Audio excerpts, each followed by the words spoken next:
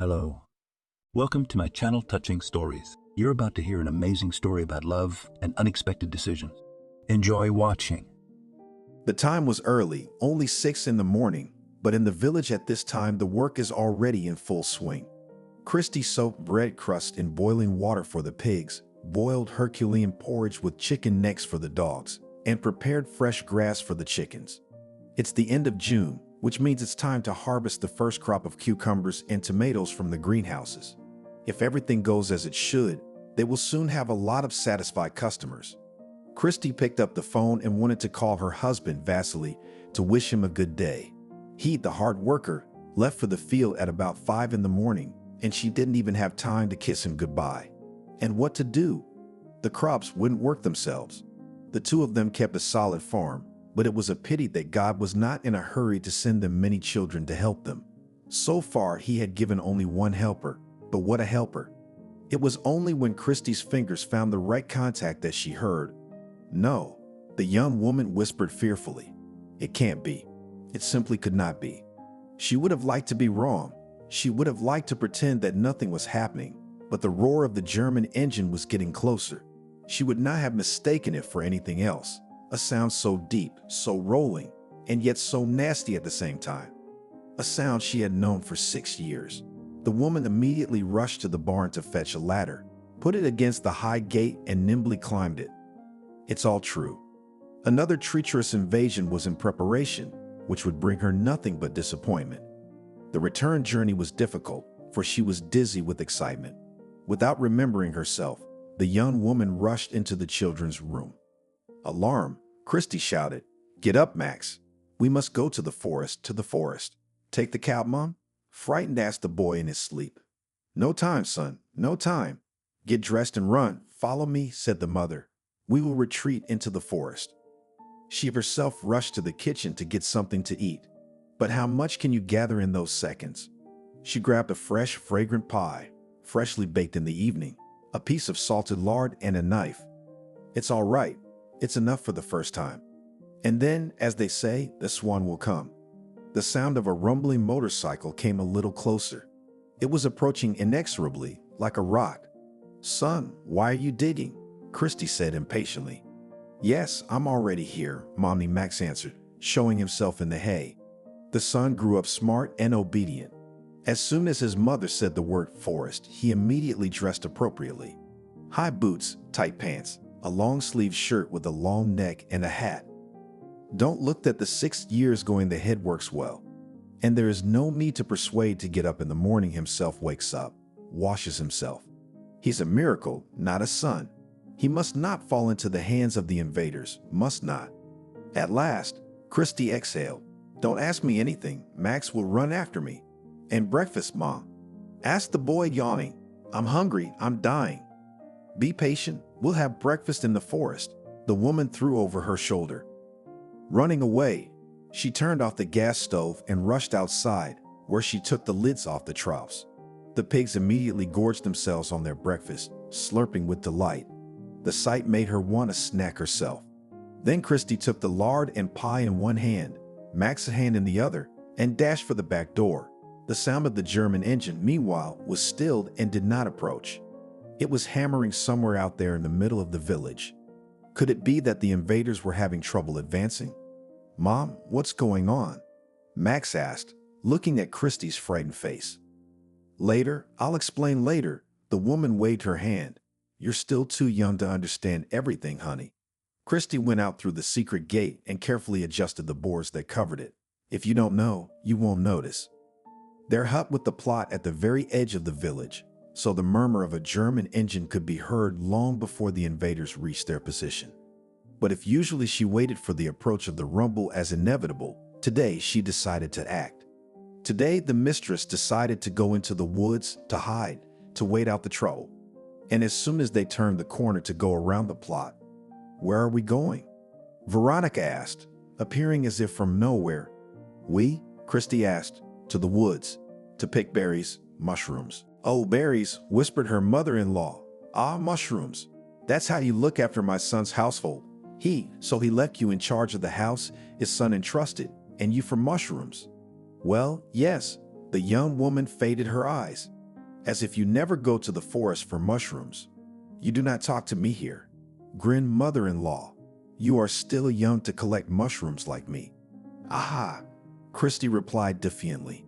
And for a motorcycle, I am also, apparently, young, Veronica.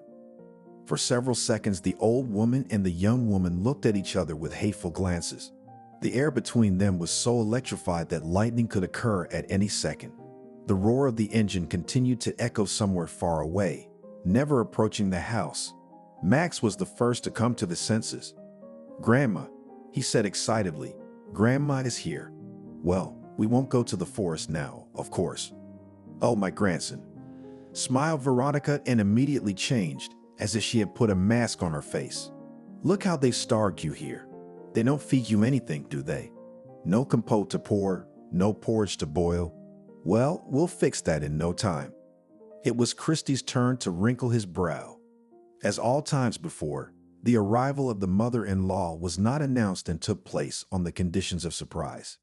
It was not easy to understand such secrecy because she lived in the village only 40 kilometers away from them. But Veronica considered herself a sort of checker. She considered it her duty to arrive unexpectedly, to find as many wrongdoings of the unhappy daughter-in-law as possible. She kept imagining that the young woman had a lover, and as soon as the lawful husband went to the field, he was there. The arguments that everyone in the village was in the palm of her hand were not taken into account. She could drive Tony crazy with her fables. You can't give him Sarsop, Christy demanded. All we did was cure his allergies and take him to doctors in the city. Do you know how many powders he had to take? So no Sarsop, Sevida, and other drinks from packets, okay. So you have time for the city, Veronica muttered unhappily, but not for the priest and the church. What better cure than sincere prayer? When the priest learns how to cure allergies, I'll go to him right away. The young woman cut her off. Once again, there was a tense silence. The engine continued to rumble somewhere in the distance, but its revolutions began to stall. Max helped the situation again. Grandma, how long will you stay with us? He asked. Will you play with me? Oh, grandson, well, lead already into the house, demanded the mother-in-law. And where is it your machine? Surprised Christy. Stuck in the middle of the village, shrugged Veronica. It is, apparently, you wanted to visit me so badly that even jinxed the technique. Before her marriage, Christy thought that all stories about rubbing between mother-in-law and daughter-in-law fictional or black humor. Could two women who love the same person really be feuding? Is it really so difficult to find a common language with a new relative? But already during the wedding it became obvious. Stories not only do not lie, but sometimes understatement. The character of Veronica was not just authoritative, but despotic. In her house, everything was supposed to agree with the mistress. Spiders the shape and size of the web. Nightingales in the vegetable garden repertoire of marriage songs. Tony, the only son of the bossy woman, suffered most of all from this character. As an 18-year-old boy, he ran away to the army, and when he came back, he described the everyday life of a private. Well, Mom, the petty officer and the company's demanding hard, but you are not up to you. Not even half. Veronica considered such a characteristic flattering and continued to demand from her son with renewed vigor. But she overdid it. At the age of 22, her Tony decided to get married and to a bride with a large dowry. In addition to sudden love, young people moved in some kind of calculation. Christisha, such a man like Tony, was vital, hardworking, inebriated, affectionate. She was suddenly orphaned, and the girl was a large house and household, and Tony urgently needed to escape from his own mother, so as not to happen irreparable. At first, she could not be pleased with the malleability of her husband and his diligence. But over time, the very pitfalls, the reason for this peace of mind. And if Christie's dowry was like in the palm of her hand household, and beauty, then part of Vaisia's dowry was safely hidden from human eyes. Every time she came to the house of her daughter-in-law and son, Veronica began to put things in order. All tools were used, from persuasion to threats to kill herself if something was wrong. And when her son arrived, the battle over how to raise the boy began immediately. What do you mean you are not happy to see me? Continued her interrogation mother-in-law as they walked to the house. What have you stuffed in your purse? Let me see. Christy sighed. The new relative reminded her of a witch from children's fairy tales. Only in this way to scare hapless wives. Say, you will behave badly. Unlike the canonical witch, Veronica did not fly on a broom. She had an ancient motorcycle with a German engine, and she used witchcraft to set it in motion every time she was going somewhere. I won't give it to you, said the landlady. My basket is mine and my tier. Give it to me, demanded the mother-in-law. You're probably bringing your lover another present. The women began to tear the basket from each other until the handle cracked. A piece of lard flew out and fell on the sand. Christy's mood immediately soured. Can't we wash it? No, not at all. There are all sorts of animals walking around. My mother-in-law commented. You see what you've done? You shouldn't have gotten into my basket, the young woman said resentfully. I need to know everything, was the answer. I have to check everything. Well, that's my nature. So what about the bike, Veronica? Christy asked, ignoring the barbs of her mother-in-law. Should I call Tony? It's all right. The woman waved her hand.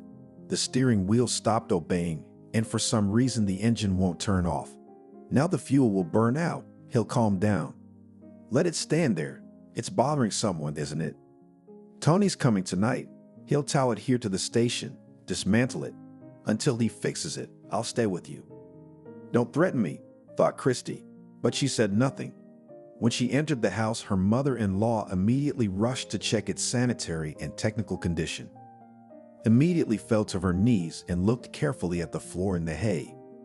There was enough sand and dust. Ran her finger along the door-trimmed dust.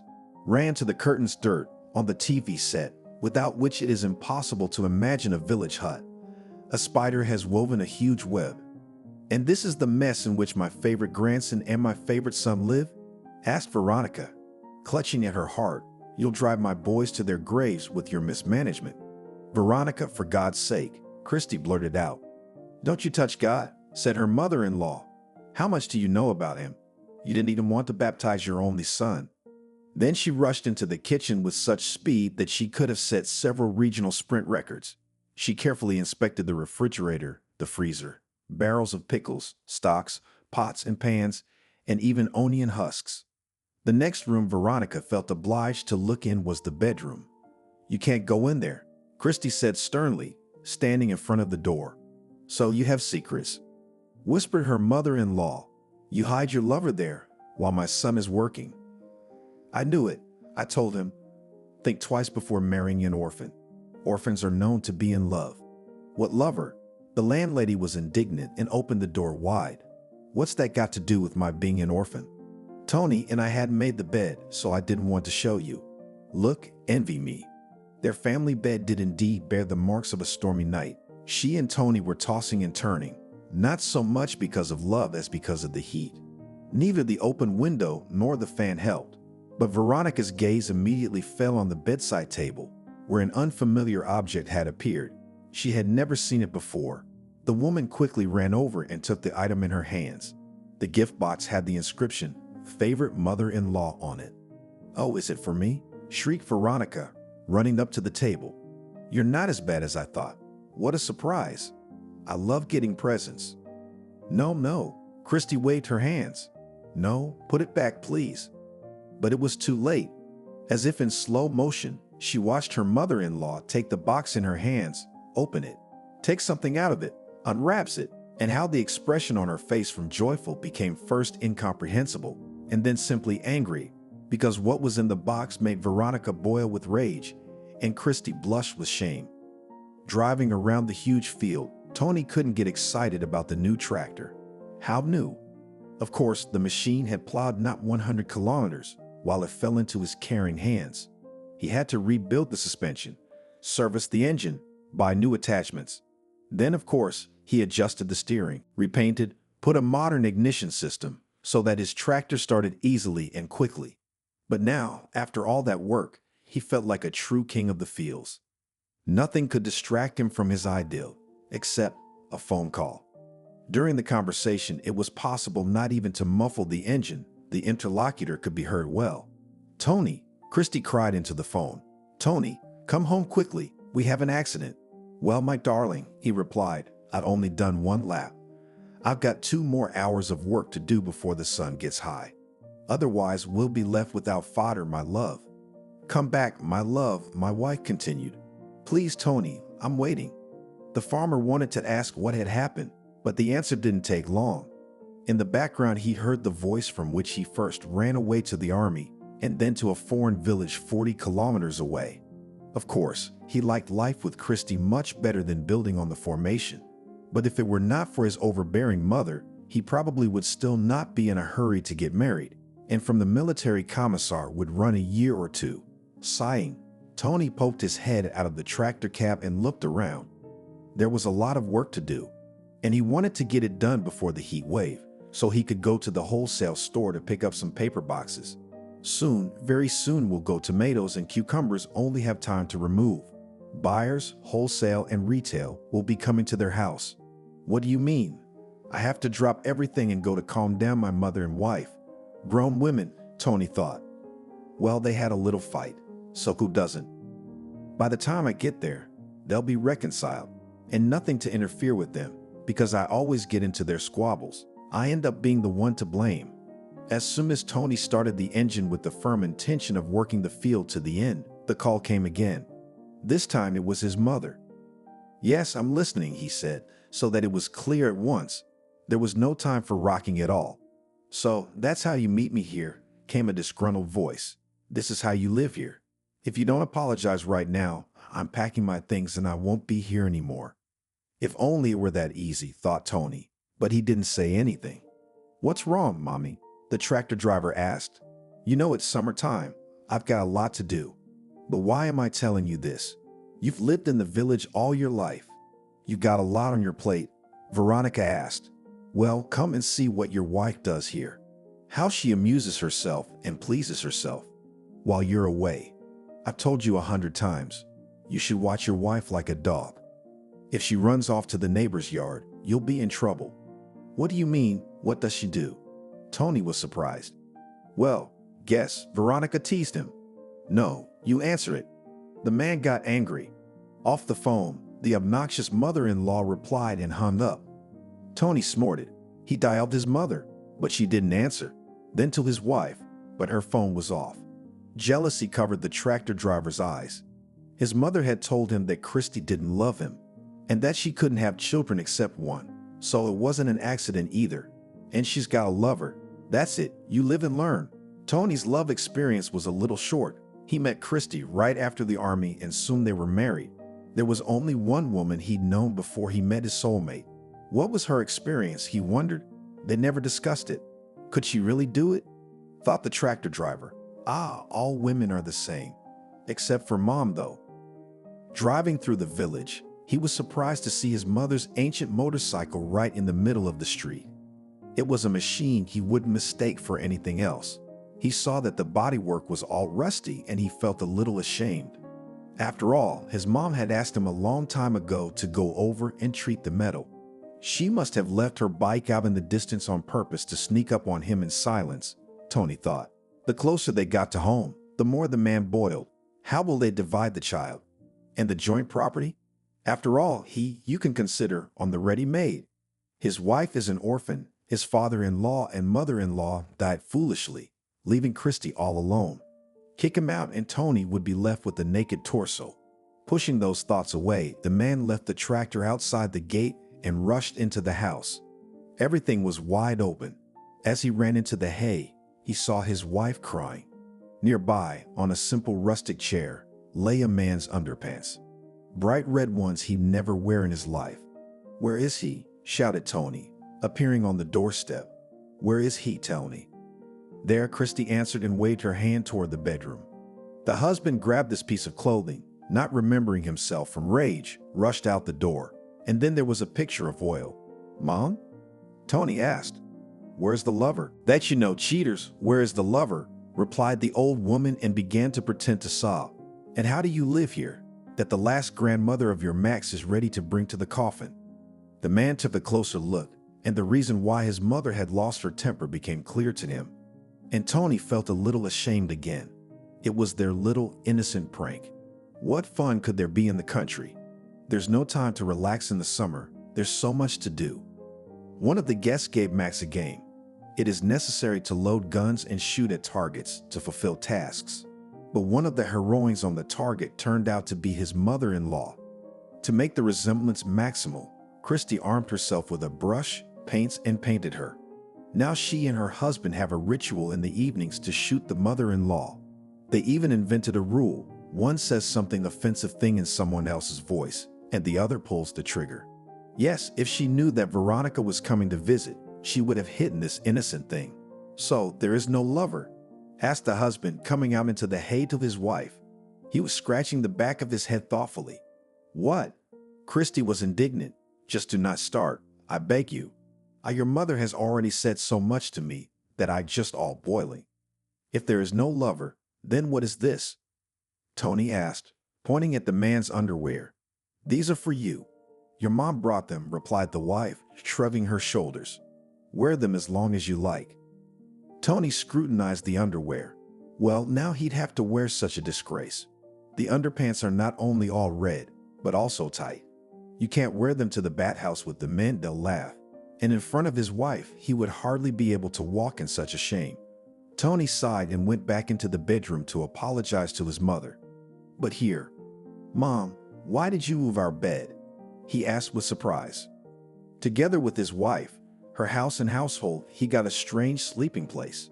According to legend, such a bed was brought from Czechoslovakia by his mother-in-law, whom he had only seen in a photograph. Two parts could be joined into one, which they did on the first night of their acquaintance. And if you wanted, it could be divided into two beds.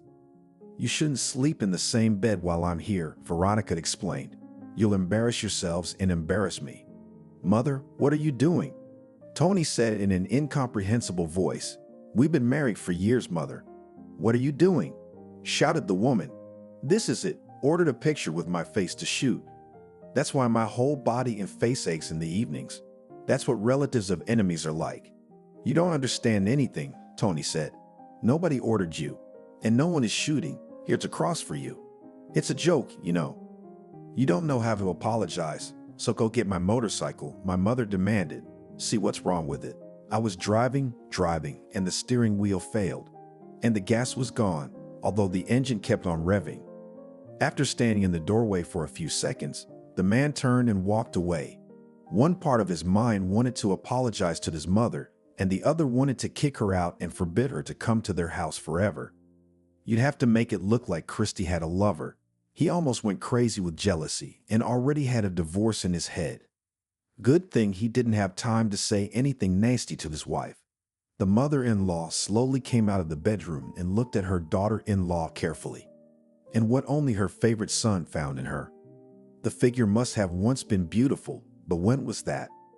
Now, as a woman's taste, her ass was too much rounded, with such a rounded ass that you can't run around the house with it. Blush on her face, eyebrows tinted. Who does she work so hard for when her husband spends so much time in the field? Thought of a way out of the situation. I'm going to help my husband to roll the motorcycle, and you look after Max, found the mistress, and left the house. She shouted mother-in-law, but the shot was blank because the door had already closed. Walking through her native village, it seemed to Christy that all the villagers were laughing behind her back. Here lived hard-working and enthusiastic people. All the houses were beautiful, renovated and well. The gardens are even weeded. The fences are neat, strong, and even. The whole street came out to see Tony cleaning up his mother's faulty motorcycle. At first, rumbling like an ancient tractor, swore Lucas, in front of whose house and stopped this machine. Smoked like a battleship, and then it got stuck. It's been standing there for 2 hours without anyone caring. Don't swear, Father, we'll clean it up, Tony said cheerfully, and the villager calmed down a bit. Look, Lucas shouted with renewed vigor when he saw Christy, and threw the landlady out of the house. That's a disaster. That's a disaster. Intercepting Tony's angry look, the old man turned around and went to his hut. People here did not like to tell others how to live and what to do, and Lucas was considered a cowardly man. But there was some truth in what he said. Christy smiled, approached her husband, and asked, "Do you need any help, honey?"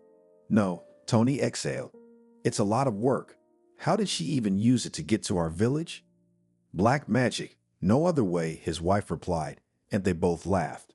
Well, magic or not, I'll have to tow it to the yard. The husband waved his hand. Now if I tightly sit down and order the parts, then tomorrow everything will be ready, and by evening we'll get her out. And when will you go for the boxes? Christy asked. She was the same as his mother-in-law, whom he had never met. She had a perfect grip on things, they said. There's a little left over from last time. Tony waved his hand. I went into the greenhouses, not much to take off there. They're plastic crates, Christy said, and her husband smiled. After all, he was lucky to have a wife. With such a thrifty and savvy woman, they will definitely build a house for his son. The two of them had a hard time fixing the old motorcycle to the tractor. The front wheel Tony securely attached to the frame, and the rear wheel rode on the ground. Then the two of them climbed into the cab and rode home. Of course, it was only a 10-minute walk, but it was so nice for Christy to spend a little more time with her soulmate. Listen, Christy, he said, taking her hand.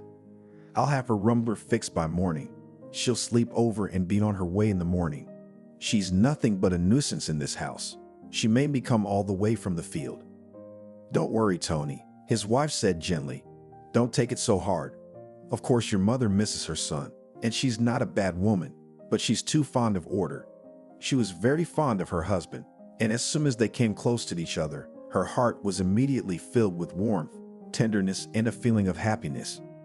With this unearthly feeling, they instantly found themselves in their native yard. They unhooked the motorcycle from the tractor and rolled it to the garage, where Tony had a perfect order. The garage was also given to him, along with all the dowry, but the man brought the workplace to perfection.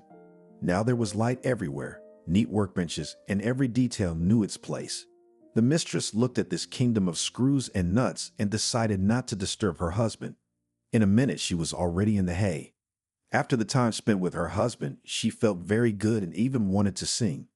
Christy thought that with her mother-in-law just need to talk properly to discuss and explain everything. And she will definitely go along with it, because Veronica is a smart, educated woman. There was a suspicious silence in the house, and some strange odor, as if someone was diligently scrubbing and mopping the floors. And when Christy entered her favorite bedroom, what she saw literally rendered her speechless. Her parents, who had passed away prematurely, had instilled in the young woman good taste. Her dwelling did not resemble a village house, but rather a cottage or a country house. Both the bathroom and the toilet were in a separate annex. Hot water was also in the kitchen, where her mother had made a very nice set. And Christy herself liked to watch some fashion videos on the internet and make her own jewelry or buy it. The bedroom was a point of pride.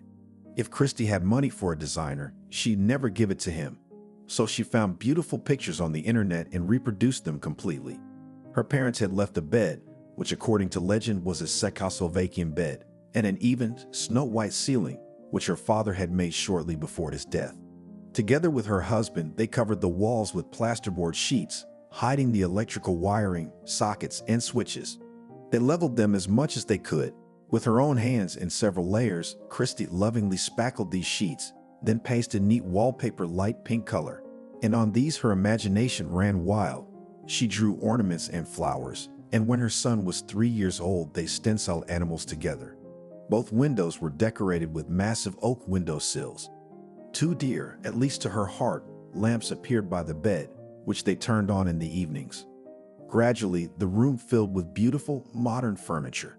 The cherry on the cake was the large television that Tony had hung on the wall after some simple calculations. How nice it was for them to relax in this cozy nest. "Mom, we are playing builders," Max exclaimed. "Soon we will lay tiles." "That's great, isn't it?" Entering the bedroom, Christy tearfully looked at what was left of her favorite interior. Her mother-in-law had stripped off the last of the wallpaper using an old blunt knife. In a few places she had overdone it and punched holes in the drywall sheets. Since Veronica was not tall enough, it was difficult for her to reach the ceiling even with the help of a bench and a chair placed on it. She had to jump up and down, wielding the same knife. The result was scratches and damage to the snow-white ceiling created by her father, which had been so carefully protected from damage during the renovation. While moving her construction, my mother-in-law managed to tear the oak windowsill out of place. She hadn't realized to cover the TV, and now there were white dots on the surface. Veronica had broken one of the lamps near the bed, and so as not to make it conspicuous, she had removed both of them and put them under the bed. Christy felt dizzy, like she was going to faint. "I wondered, why do you need that pink wallpaper?" "Why the frills?" said the mother-in-law, still wielding her blunt knife. Pale, somehow sluggish. "How did you in such a bedroom?" "Forgive God," Max made. "No wonder nothing else works." "It's okay. I've already ordered real wallpaper, orange and bright red like the dawn. So you'll always be ready for labor, defense, and conception." Christy stared silently at the stripped walls and the wooden floor stained with glue residue. The old wallpaper must have been unyielding, so Veronica had decided to wet it. She hadn't thought to cover the floor, of course. How long it would take to tidy up the bedroom after such a repair, she could only guess. "But this is very expensive wallpaper." Christy was indignant. "We ordered them from Italy after the wedding." "What is more expensive for you? Contrast, me or some Italy?" Went on the attacked mother-in-law. "So no one will be born that from Italy. And it means good, real wallpaper ordered from China." Then I look upstairs and think, what is this such a sycophantic ceiling? There are good human panels. I ordered them too.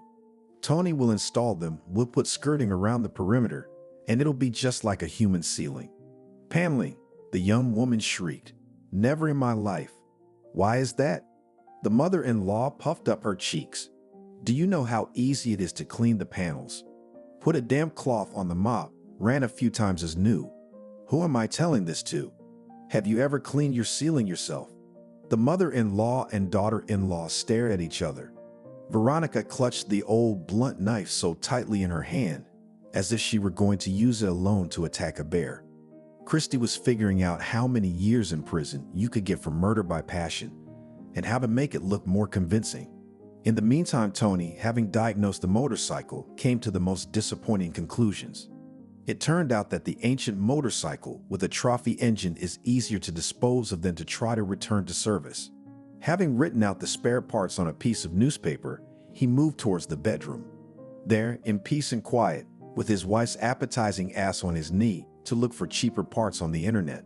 But as soon as he crossed the threshold of the bedroom, "Holy Mother," whispered Tony, looking at the ruins left of his family nest, and crossed himself. "What on earth is going on?" "Remont," Veronica said in syllables. "Repair. Something you should have done a long time ago, instead of waiting for the old lady to come and make it pretty. Don't you know the customs? If you can't bring a baby into the world for a long time, you need what? Repairs." But Tony seemed to have lost the ability to talk. He walked over to the oak windowsill that he had so lovingly put in its rightful place a few years ago without a single nail.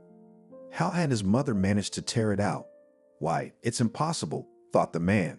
"A man can't tear off such a thing beyond his strength." "I've already ordered wallpaper," Veronica continued to chirp, as if not noticing the state of her son and his wife. "And the panels are gorgeous. Richard should be here tomorrow morning." "Tomorrow morning?" Tony asked angrily. "And where do you suggest we spend the night?" "Where?" Veronica was surprised. It means in the hay. It's chilly there at night, so you're a hardened guy.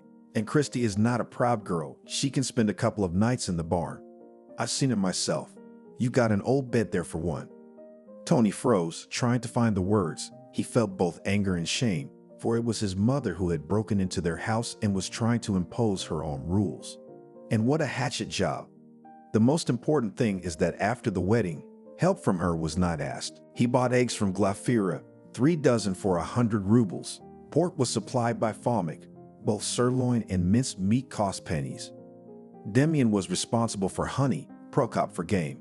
During the 10 years that he headed the district prosecutor's office, the role of each local resident became more and more specific. But no, she found an old woman who was bored in retirement and began to terrorize him with her letters and appeals. And it would be all right if she only wrote to him. Once she got through to the very top, they sent him Sam, a whole delegation. For 3 days he fed and fed them, took them fishing and showed them beautiful places in the territory under his control. They smiled at him, shook his hand. They said that they had not had such a good vacation for a long time, so hearty and pleasant. And then a week later, they sent him a scathing letter. It left the whole district without bonuses. He had already tried to deal with this old woman in different ways, badly, in good and praise, and scare all to no avail. What an old woman, Sam shouted in his heart, reading another complaint. And it's all right, she wrote to me. She could have written to me again. The active grandmother demanded a personal appointment almost every week. Of course, Sam's age was not even comparable to that of a regular client, but sometimes he had the impression that this woman was literally drinking his vitality. But nothing. Now he knew exactly how to find a solution to this woman. There was only a little bit left to do. Christy remembered the conflict of 2 years ago and regretted that she had given up quickly. That summer, Veronica decided to baptize Max. In their village, there is no church. The nearest one is 50 kilometers away. And there was a pandemic raging in the yard, so they refused to baptize him under a plausible pretext. Then the obnoxious mother-in-law pretended to die, and her last wish was to put a cross on her grandson.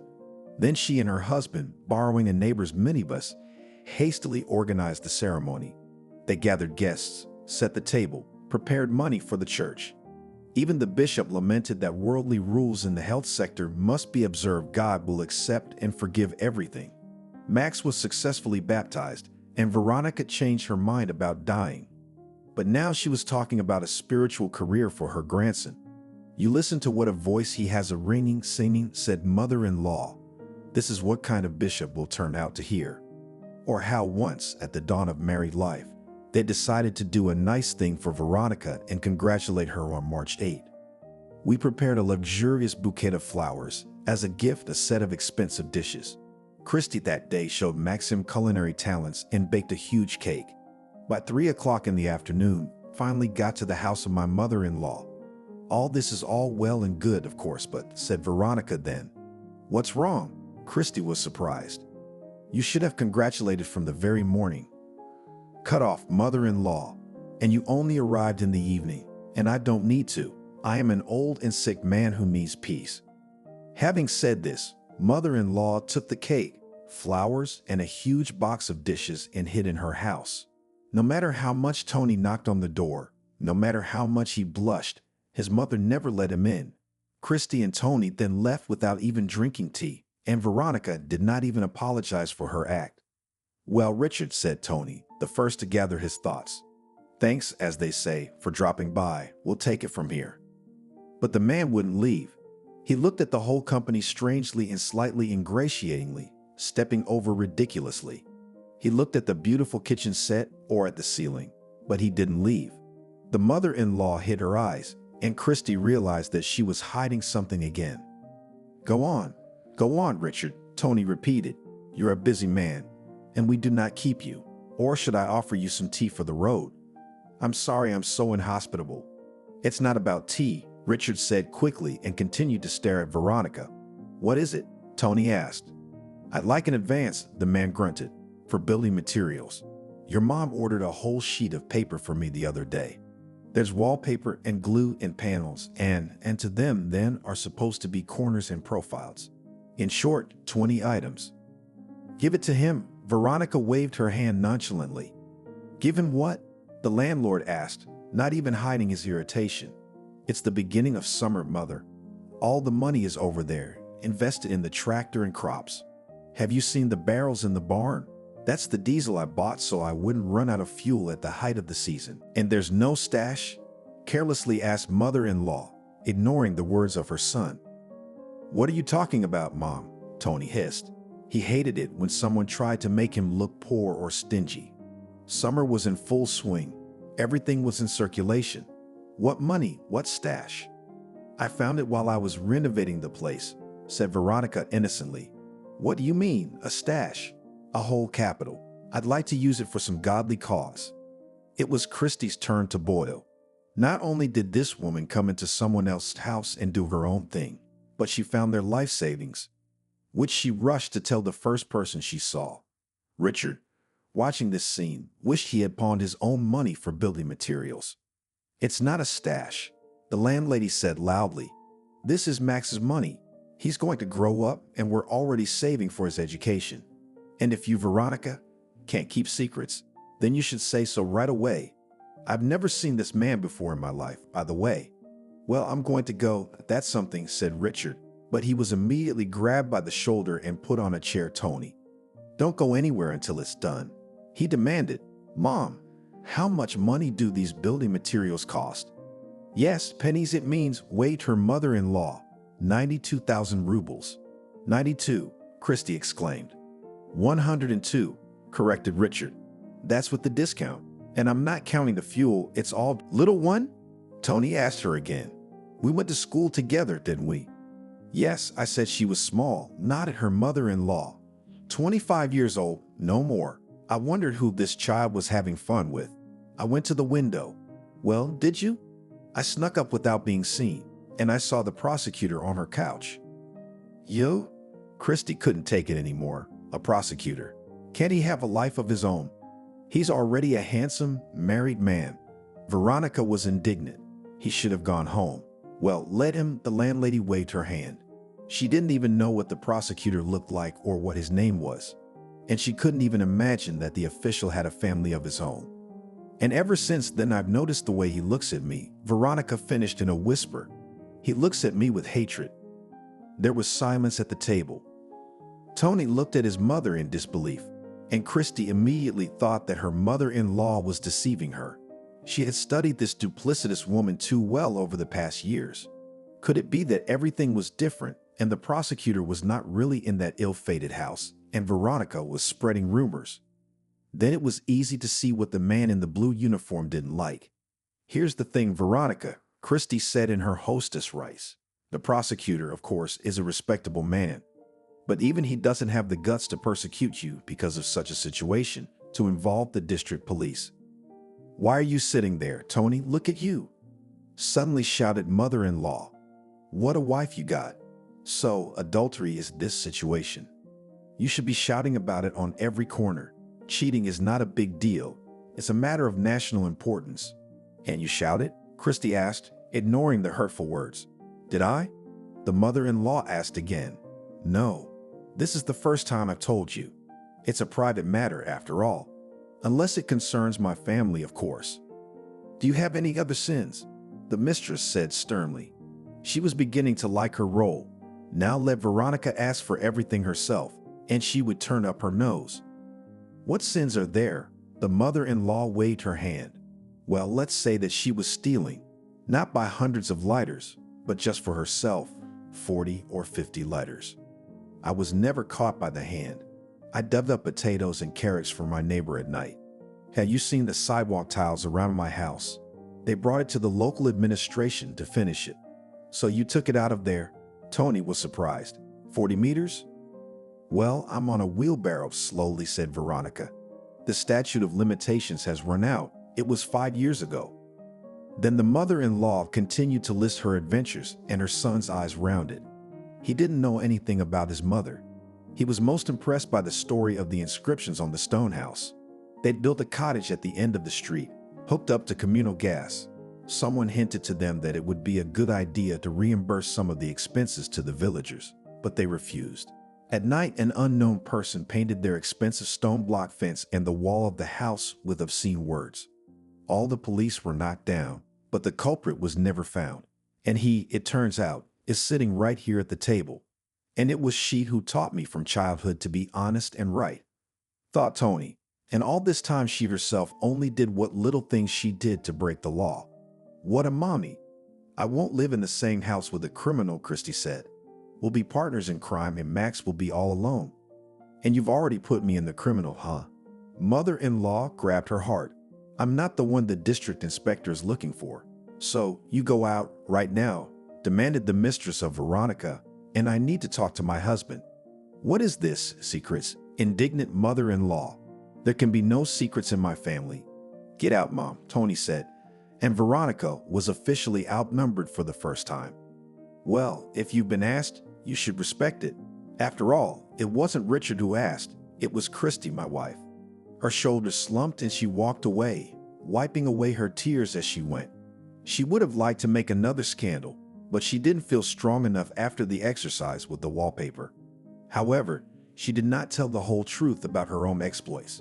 But the old woman was sure that some of her most daring antics should not be told, and no one would ever know. "What do you mean? We don't know anything about your mom?" Christy was indignant. "It turns out so," agreed Tony. "I didn't know what she does when no one sees her. But we can't hand her over to the prosecutor, can we? So now your mom's going to live here all the time?" The landlady continued. "She'll change whatever she wants while we're hiding her, or she'll spend our stash, and we won't even know about it." "Christy, my love," said Tony, hugging his wife. "Be patient just a little bit. I'll hide the stash in the garage no one will ever find." "A little bit? How much?" asked the young woman. "If the police are looking for her, it could be a long time. We have to find out exactly what she's done." "Why?" Tony waved his hand. "It's my mom. What could she have done that's so bad? Let it be known to you that—" There was a loud knock at the gate. Obviously an outsider. They don't do that in the village. If you want a man, shout as if you wanted to wake up a dead man. And if it doesn't work, shout twice as loud. If they're knocking so hard, they must be aliens.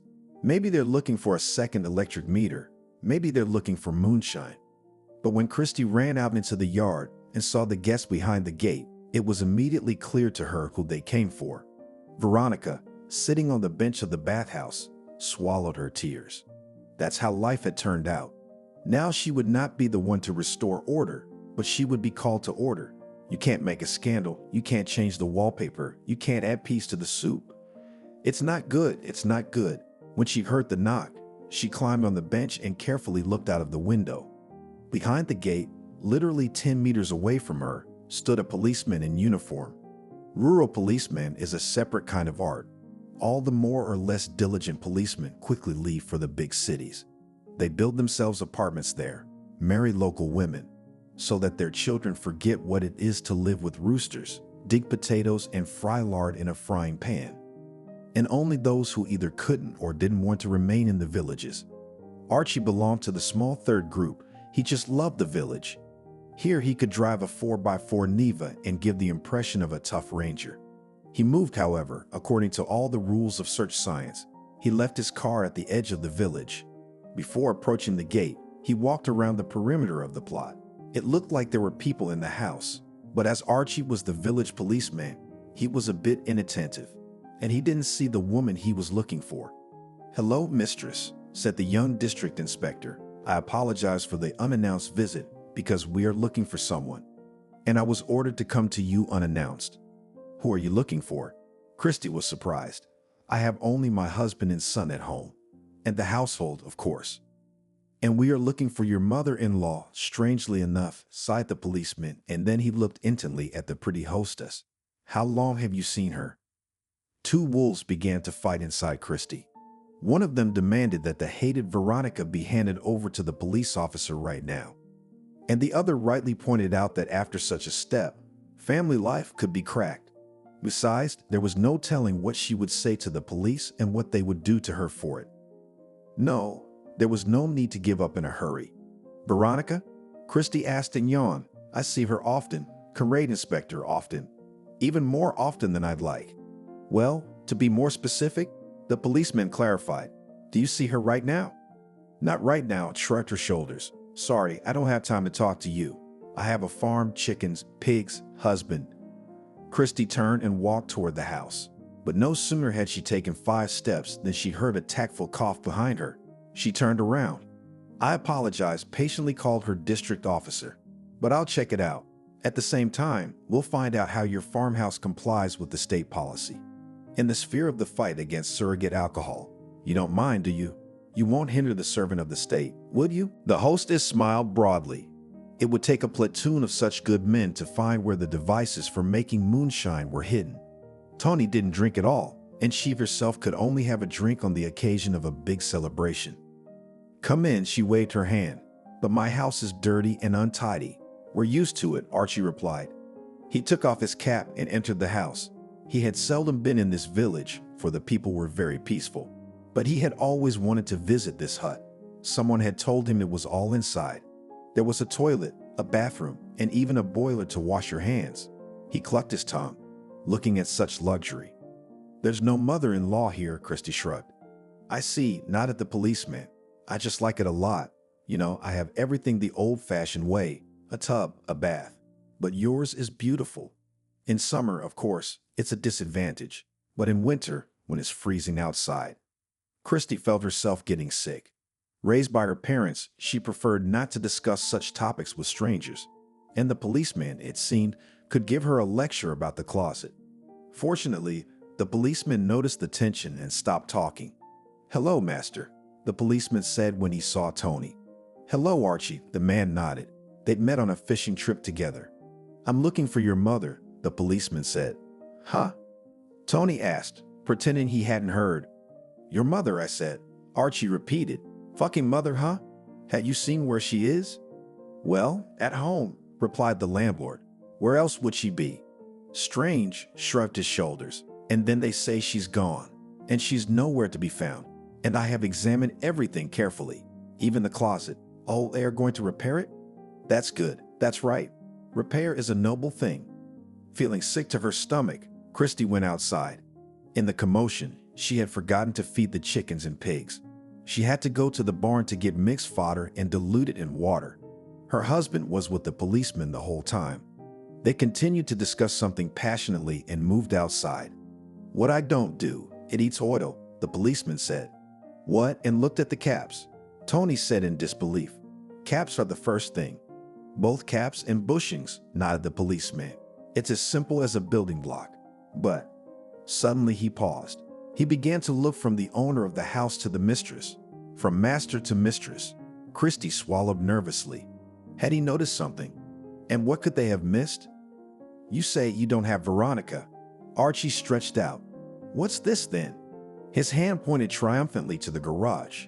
Tony had already begun dissecting the ancient motorcycle to bring it back to life, but the old motorcycle was too conspicuous. All the surrounding villages must have known who was riding this museum piece. "This?" the owner of the house asked. "Well, it's a motorcycle. Why?" The policeman went inside without asking, lifted the saddle, where the creator of the rarity had provided a kind of glove compartment. He found a technical certificate with Veronica's name written on it, and some marks were made by her hand. "There," the policeman said triumphantly. "That's her iron horse. You think I won't recognize it? I don't." "She gave me the bite," Tony said casually, yawning. "She's old, she can't handle it. And if you want it, I'll give it to you at a fair price." "You'll give it to me?" The policeman was excited. He had been looking at the motorcycle for a long time. Putting the folder on the workbench, the policeman began to examine the marvel of machinery. Many native parts had been replaced either by imported or homemade. He, however, could not be frightened by this. The policeman himself liked to tinker with machinery. "Ah, what a machine!" Smacking his lips, he said. "I'd like to go fishing on such a machine. Or for mushrooms. Breathtaking." After that, the policeman began to start the motorcycle. But no way. It required a whole ritual with unscrewing and wiping the plugs, sucking fuel. Both Christy and Tony literally froze watching this activity. Suddenly, "Uncle, are you looking for my grandmother?" "And I know we're the grandmother," heard all present in the garage thin voice. Max was completely forgotten, despite the behavior, Tony and his mother's heart. So what if God gave her a bad temper? It wasn't easy for a woman raising 2 children alone. You wouldn't wish it on an enemy. Tony loved his wife too, but in a different way. He was just happy with her, and she gave him a son. But for his mother, love is blind, completely irrational. Therefore, when she came to detain the district police, he immediately realized, so just will not give. If he had to commit a crime for his mother's sake, he would, and everyone would understand him. When the overzealous policeman saw the motorcycle, Tony immediately realized that he had to offer it to the policeman. Even if it would run for 100 kilometers, it would give up anyway. And everything was going well until Max spoke up. He must have seen his grandmother hiding. He thought it was a game. That's when Tony decided a cop wouldn't leave home with his mom. So he slipped a power screwdriver with a long, sharp blade into his sleeve. "Max, you better go play with your toys." The head of the family grumbled unhappily, but the policeman immediately interrupted him. "You don't have to," Archie said. "Why didn't you tell me you had such a bright son? He's going to tell the policeman everything. Won't you, boy?" The policeman literally sat up. He slowly, with all solemnity, approached the child, looked into his clear eyes. He held out his hand, but Max did not understand this gesture of politeness at all. "Hello, boy," Archie said. "See, there's the policeman at work, like Uncle Anthony. You ever read Uncle Anthony?" "No." The kid shook his head. "Uncle, what's a policeman?"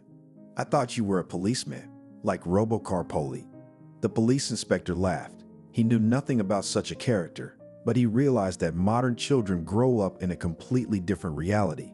The inspector took out of his pocket some badge he had been given at a regular meeting and put it on the boy's t-shirt. The boy blossomed. "Thank you, Uncle," Max smiled. "You see, you have a badge now too," replied the policeman. "Well, tell me." Tony swallowed nervously. He looked at his son and made some facial movements with his eyebrows and mouth. The policeman couldn't see this because he was standing with his back to the owner of the house. And if he had known what he was clutching in his hand, he would have been wary. "Daddy, are you ill?" the boy asked fearfully, watching his father's face. No, son," Tony replied. "I'm fine. It's just that I'm wondering, how can you know where Grandma is?" "How could I?" The child was surprised. "I'm already 6 years old. Can't I know such things?" Yes, interrupted the father of the district police officer. "Children sometimes know more than adults, and share information more willingly. Come on, tell me where your grandmother is." "I object," Christy screamed at me. "This is a child, and you have no right to question him." "I'm not questioning him," the policeman. "He came up to me and said, 'I'll tell you where Grandma is.' Right, kid?" "Right." The boy was happy. "So talk already," smiled the policeman. "Come on, son, we are listening attentively." There was complete silence in the garage. The policeman looked at the child, anticipating how he was about to give the woman away. That Veronica. All her life she complained about others, and now they'd come for her. Tony carefully took out a power screwdriver and held it in his hand with a stop.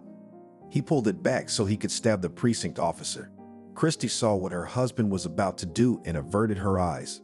Only Max, because of his age, didn't see anything wrong. He was having fun. Adults in their games. He took in a lungful of air and smiled. "And my grandmother is at home," the child said. "In her village. She left the motorcycle with my dad and went away. That's it." "You," said the policeman and was about to swear, but he remembered that there was a child here, and he was a man in authority, almost like Uncle Anthony. He had to hold back. Tony exhaled and carefully placed the screwdriver on the workbench. His hands were trembling. What a thing to do, thought the head of the household. Almost killed Archie. Christy stood with a silly smile. In her head, she had already escorted her husband to eternal settlement for assaulting a policeman. Got around, thought the girl. "That's it, I'm leaving," Archie said. "You've been making a fool out of me for an hour. And you've put the kid up to it." "We didn't put anyone up to it," Tony justified himself. "I told you right away that she's gone." "And keep the bike," the policeman kept cursing. "You're offering me a piece of junk like that. Aren't you ashamed of yourself, sir?" Continuing his tirade, the policeman closed the gate, got into the Neva, and drove away. There was a tense silence. Tony leaned on the workbench with both hands, thinking that he had almost taken the life of an innocent man. And because of whom? Because of his mother. When the noise of the service Nineveh quieted down, the door to the bathhouse ajar. First, the mother-in-law poked her eye into the gap. Then she opened a little wider and stuck out her hand with a mirror. Like a commando, she scrutinized the yard. No one. Tony and Christy watched these strange movements in bewilderment. Finally, the door opened and the woman revealed herself in one piece. Ducking to the ground, she quickly ran into the garage, closed the door, and stroked Max's head.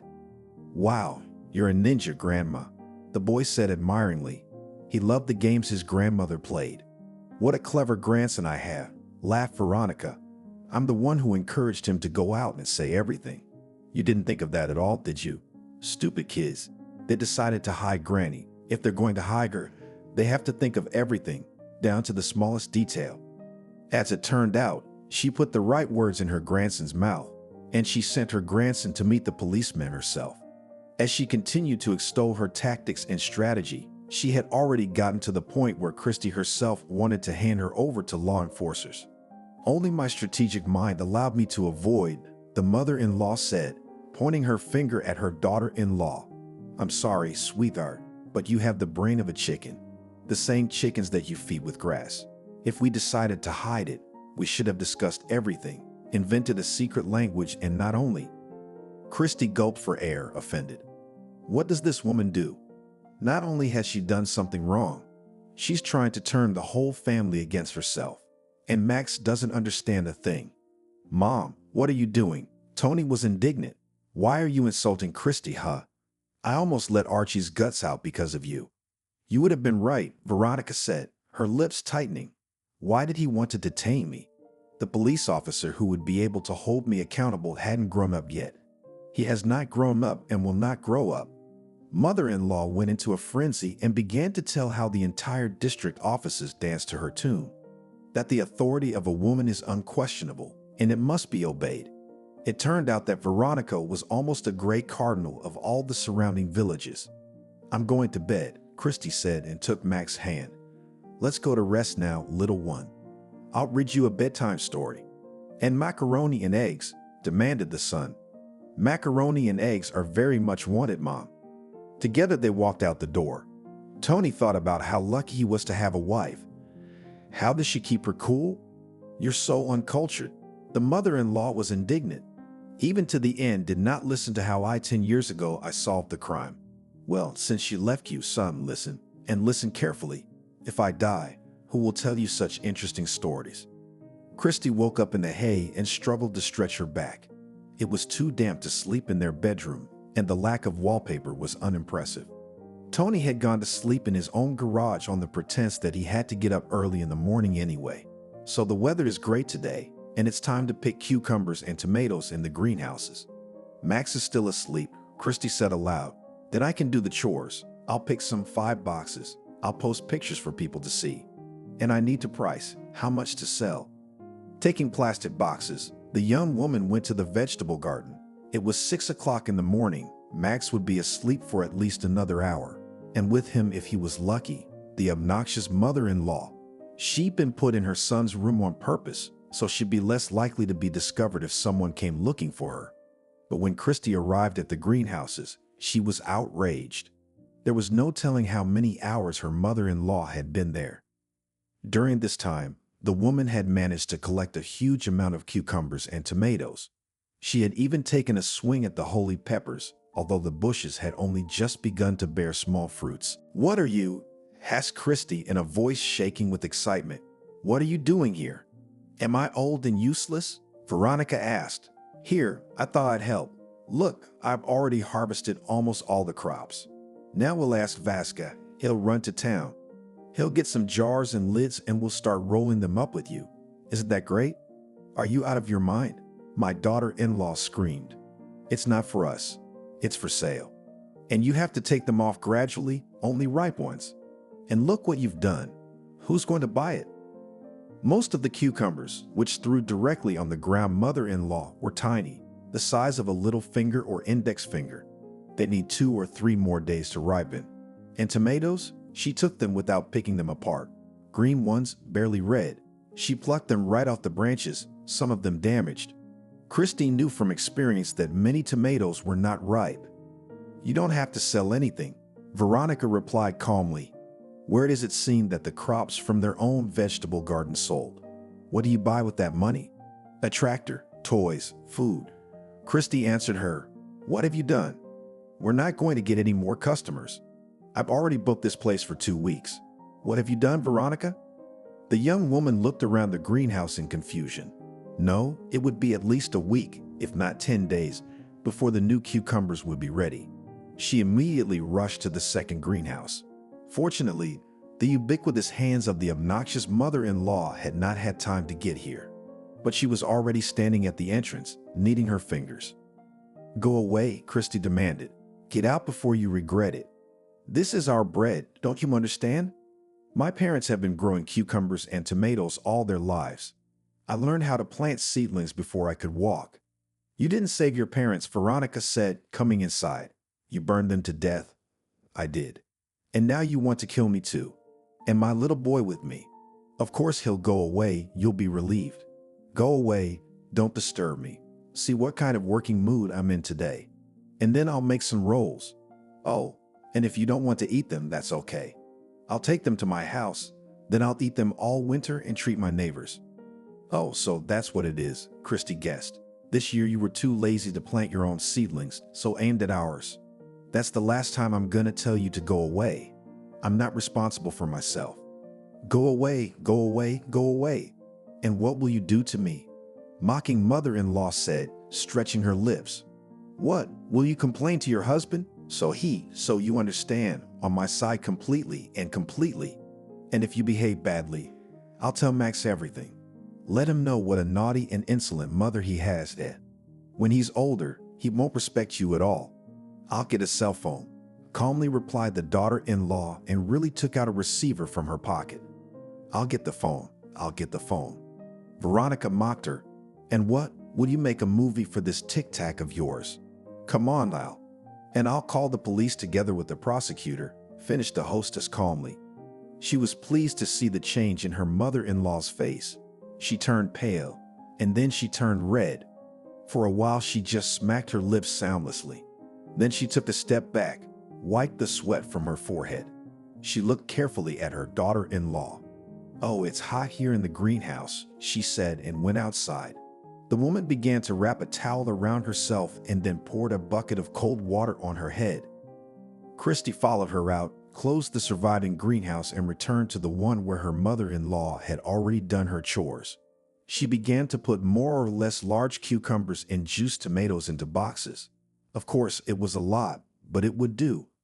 Now she'll text a fence on Viber and he'll come and get them. At least at what price? Because with helpers like that, we could go to hell. Christy waved her hand toward the rest of the pile. You can roll this stuff up. You can find jars and lids in my closet. Just be careful not to damage anything. If you make any repairs in my kitchen or anything else, I'll call the police. Right away, Veronica said, but really started picking cucumbers and tomatoes. After an hour or two, order was restored in the greenhouse. She tended to the damaged plants as best she could, put the harvested cucumbers and tomatoes into baskets, sprinkled them with water, and put them in the shade. John, the fence sitter, texted to say he'd be here tonight, and some of the regulars responded. No big deal. He'd sell everything and put the money away. Now we could have a bite to eat. Christy hadn't had a poppy seed in her mouth since morning. But when the young woman went into the kitchen and saw her mother-in-law pickling vegetables, everything inside her turned upside down. In the city, children grow up weak and helpless. Some, even at the age of 16, cannot even make a bed or cook themselves a meal. From the excess of free time are engaged in nonsense, smoking vape, record useless videos, and then for a long time cannot find a place in life. Suffer from depression and moping. In the village is different. Here a child must grow up quickly because no one will spend a lot of time on him. And Christy had long ago gotten used to the fact that Max, even though he was only 6 years old, was already considered a full-fledged member of the family. She liked that light in his eyes when he watched his family, and whatever his parents were doing, he was there to help them. They plant potatoes, he is right there, counting out with his little foot the place in the furrow to throw the tubers. They make dumplings, and the boy has already washed his hands and puts minced meat on the dough. Shoveling snow, Max takes the smallest shovel and also shovels away the drifts. But what the mother-in-law came up with resembled a sophisticated form of torture. God only knew how the boy hadn't been burned yet. Slowly, almost breathlessly, Christy crept up to her child. That's it, hold another jar, Veronica commanded. It's not warm yet. She put 2 thick oven mitts on the boy and made him hold the jars over the gas burner where the water was boiling. The oven mitts were dry and could burst into flames at any moment. Max, Christy whispered, put the jar carefully on the table. What's that for, Mom? The boy was surprised. Put it down, the young woman demanded. Max shrugged his shoulders, took his hands off the kettle spout, and really put the hot jar. Go play with the cars for now, Christy asked in as calm a voice as possible. As soon as the child came out, she grabbed her mother-in-law by the clothes, not remembering herself from rage. What on earth are you doing? She screamed. Do you want to deprive your only grandson of his hands? Oh, stop it. Veronica waved her hand. Stop it, I'm telling you. Her eyes darkened. At that moment, the woman became really scared. She suddenly thought that all her fears about her daughter-in-law were real, and this girl with rounded hips could really strangle her. But her grip suddenly became weak, and there was a strange sound. There was a loud knock on the wicket, and the mother-in-law immediately began to look for a place to hide. At once she rushed to the cellar, but she was afraid to climb down in case her daughter-in-law would push her down and cover it with the lid. Then she went back to the kitchen, where she was going to hide in the cupboard. But there were so many jars and drawers in it that cleaning them would take 20 minutes, no less. Finally, the mother-in-law rushed into the nursery and crawled under the bed. "Don't worry," Christy said after watching all that movement. "What's not to worry about?" replied the mother-in-law from somewhere inside. "It's not you. It's me the prosecutor is looking for." "It's me who brought me wallpaper," the young woman carelessly replied and went to meet the guest. Yesterday, she had shared her misfortune with Maria, a former townswoman who had fled to the countryside. She said she was doing some work right out of the hut, but Christy did not go into it much. But Maria had cheered her up by telling her that she had 5 tubes of her favorite soft pink wallpaper left. Tony was to bring the glue this afternoon. Veronica splashed her hands when she saw the wallpaper. "It's a disgusting color. Don't you dare put that in my bedroom." "It's not for you," Christy explained patiently. "It's for us."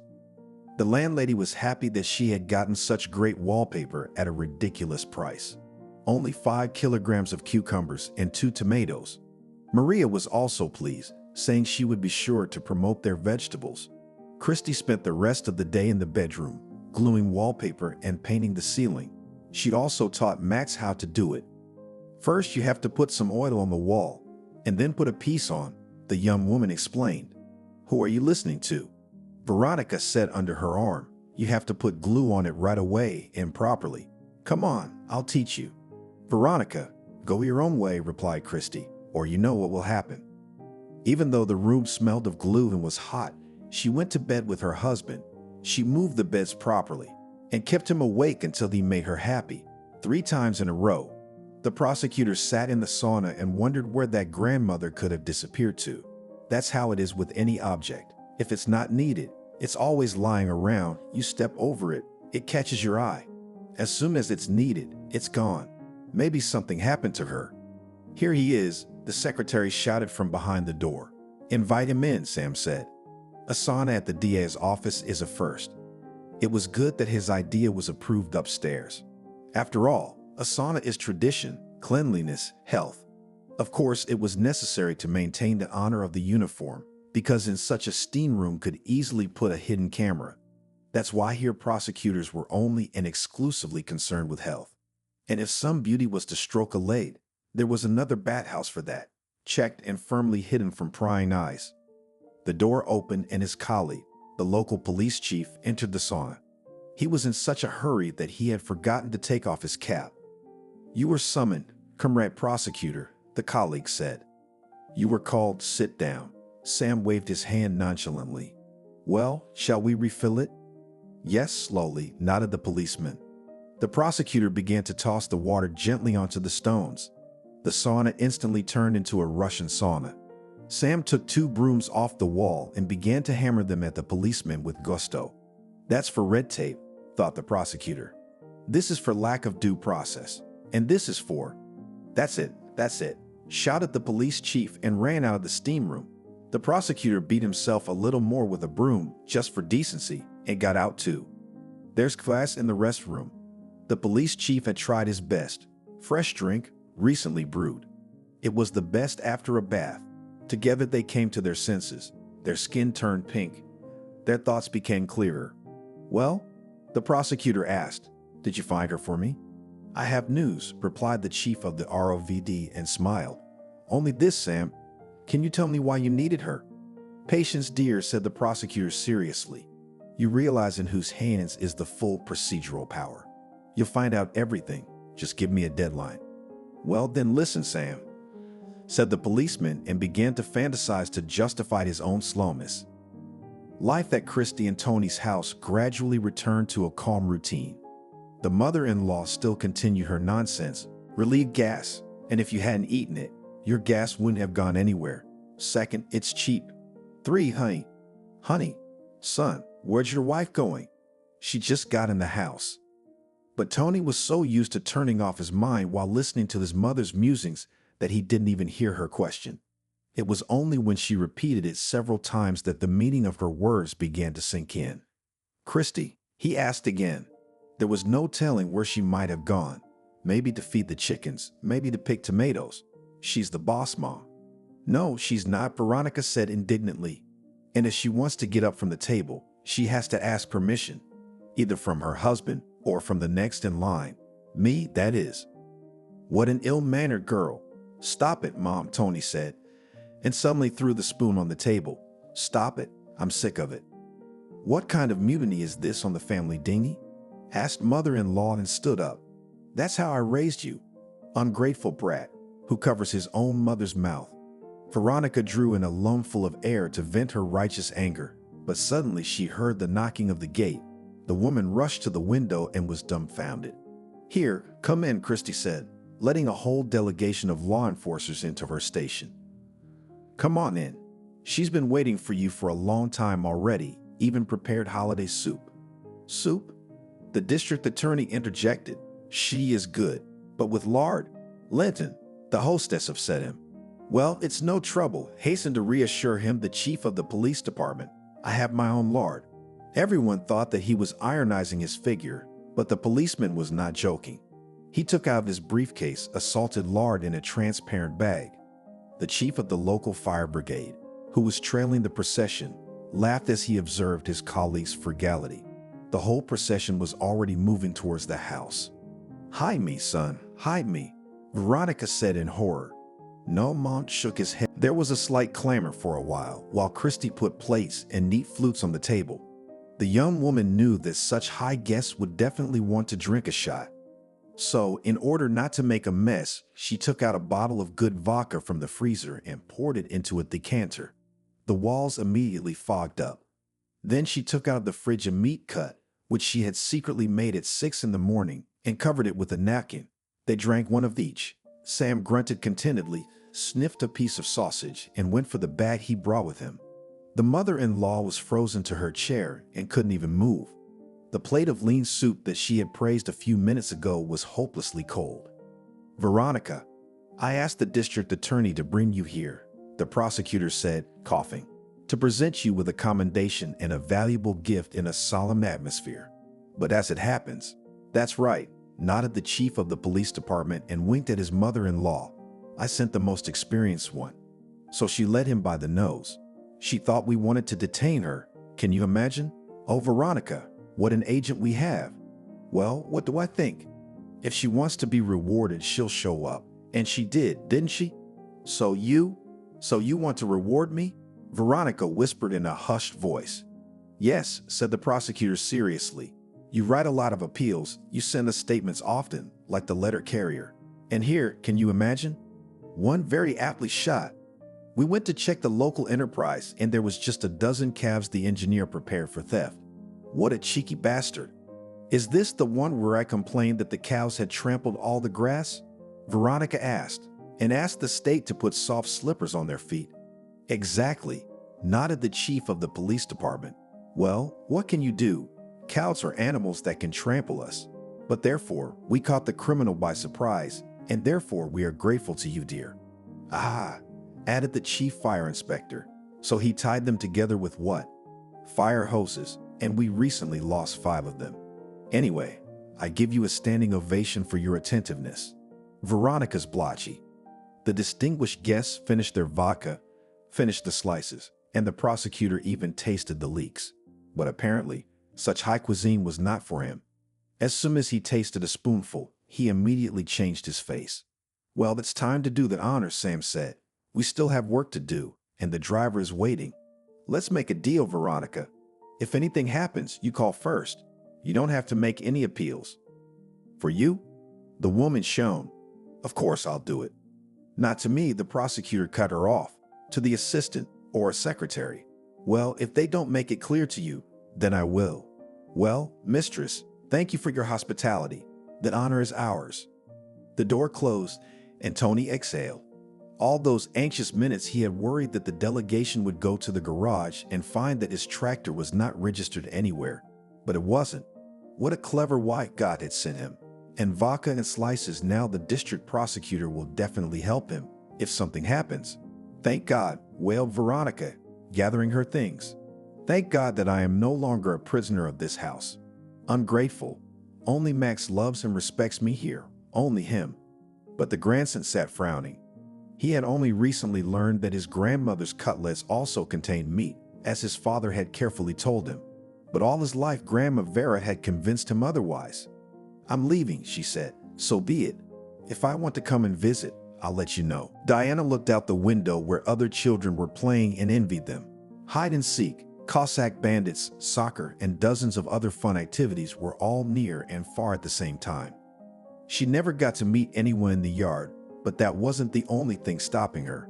She just doesn't have time for games or even for acquaintances. Diana had to grow up early. The family can't do without her.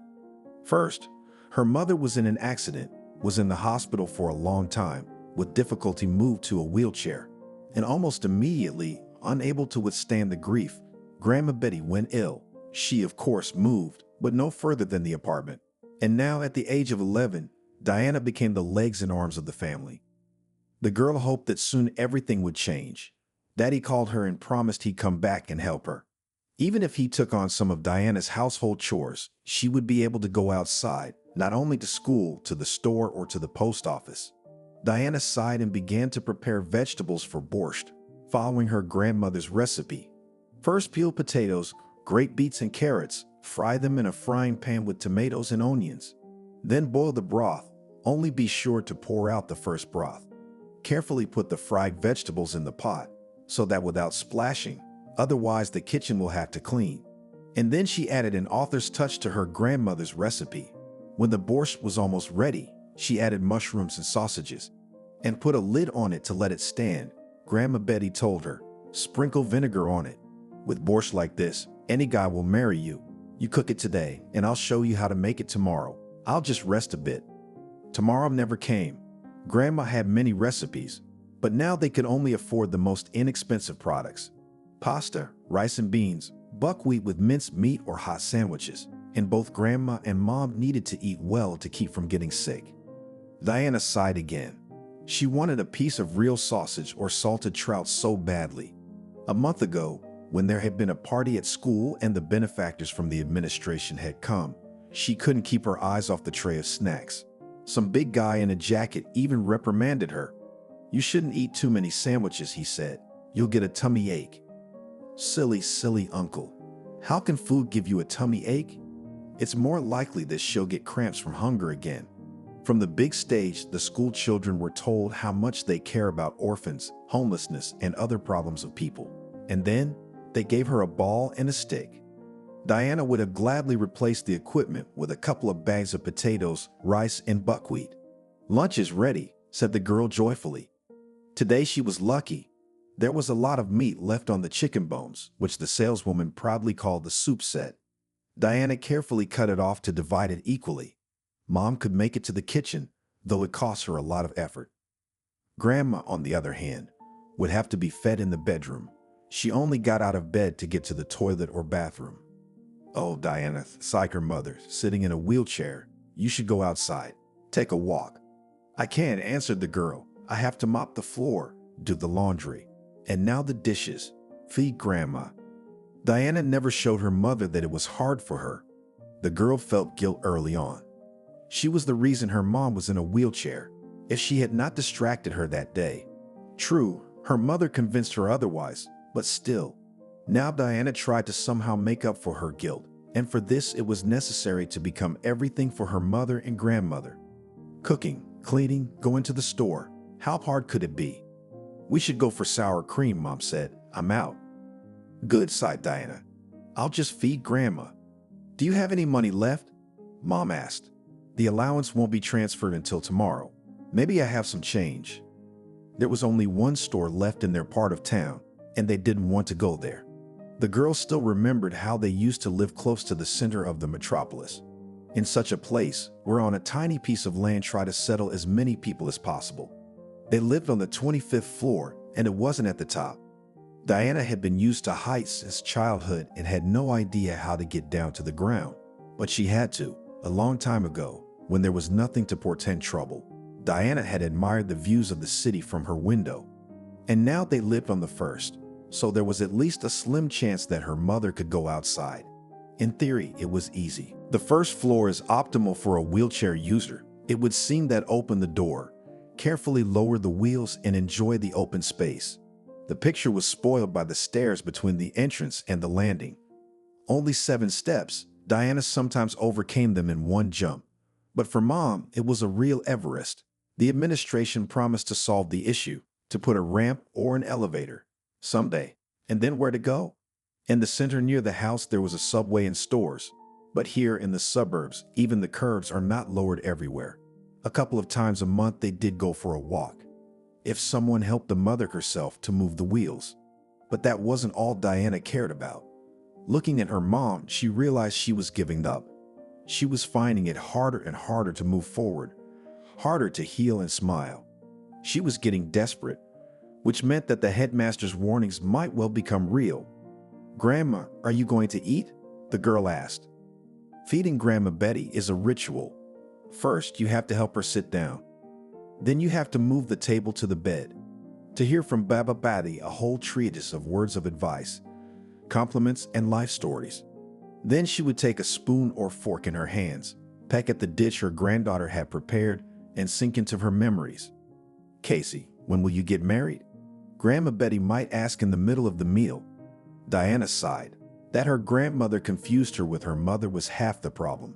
Such questions were clearly connected to something more serious. Even with her childish mind, she realized that Betty was going deeper and deeper into her own world, beginning to confuse not only people, but times. She felt sorry for her grandmother. Diana somehow could not remember her young. It felt like she had come into this world as an old woman. "Baba Betty, is the borscht tasty?" the girl asked to change the subject. "Yes," nodded the old woman. "Only you forgot the potatoes." "How?" Diana was surprised. "Here it is, floating." "Is that a potato?" Grandma Betty lamented. Then followed a monologue about how in her youth she worked in the collective farm and spent time in the fields. Diana had heard this story hundreds of times, and from time to time the narrative grew with new details. Over the years, the heroism of rural workers increased, and the potatoes in her grandmother's stories became the size of watermelons. Diana took the dishes from her grandmother, carried them to the kitchen, and began to get ready for the store. "Where is that bag?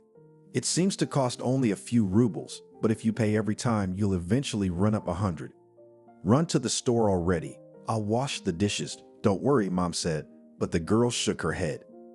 Mom kept trying to do some housework, but Diana knew that every movement brings her pain, especially in the stroller.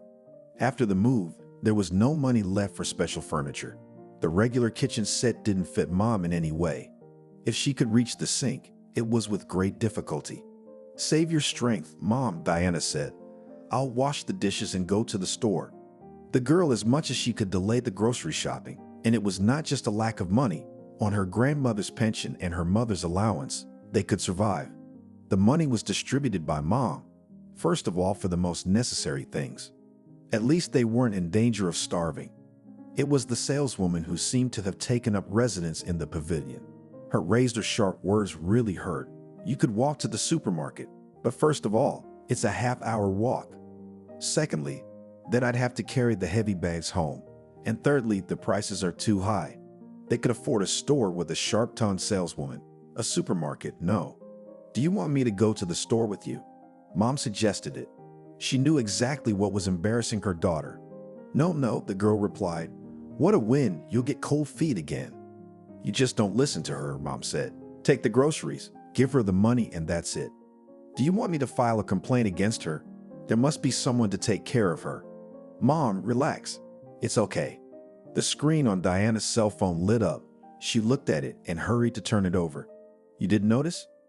Mom didn't seem to see anything suspicious in her sudden movement. "That's good, otherwise she would be angry." The girl had her own secrets, which she didn't want to tell her mother or grandmother about yet. Many years ago, Talented managers came up with a formula for success that allowed tiny stores to compete with huge supermarkets.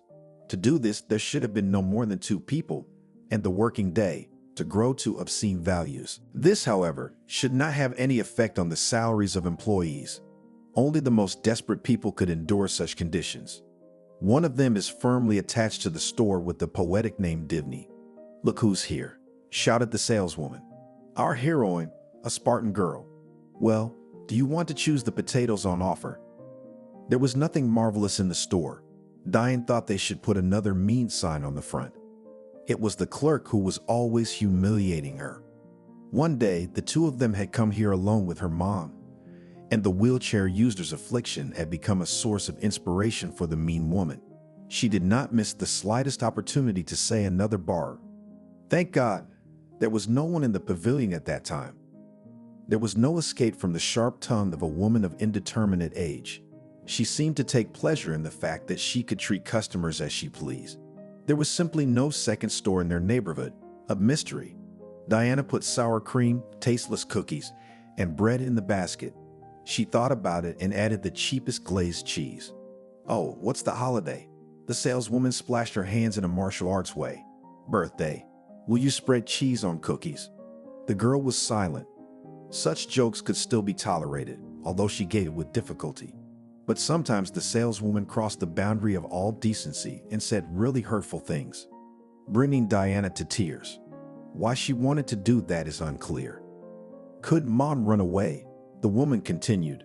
The lack of response from Diana was getting on her nerves. "The faker. I've seen her move her leg. She's playing the part for the benefit, isn't she?" "How much do I owe you?" Diane asked, putting her purchases on the counter. "I'm not telling you," said the clerk. "Not until you answer my questions." The door slammed. Another customer entered the pavilion, and since Juliana didn't know him, she preferred to keep quiet. She practiced her barbs and witticisms only with regular customers. The newcomer seemed to have been here a couple of times, bought bread and cigarettes. But he didn't look familiar enough to be her victim, and he looked too serious for that.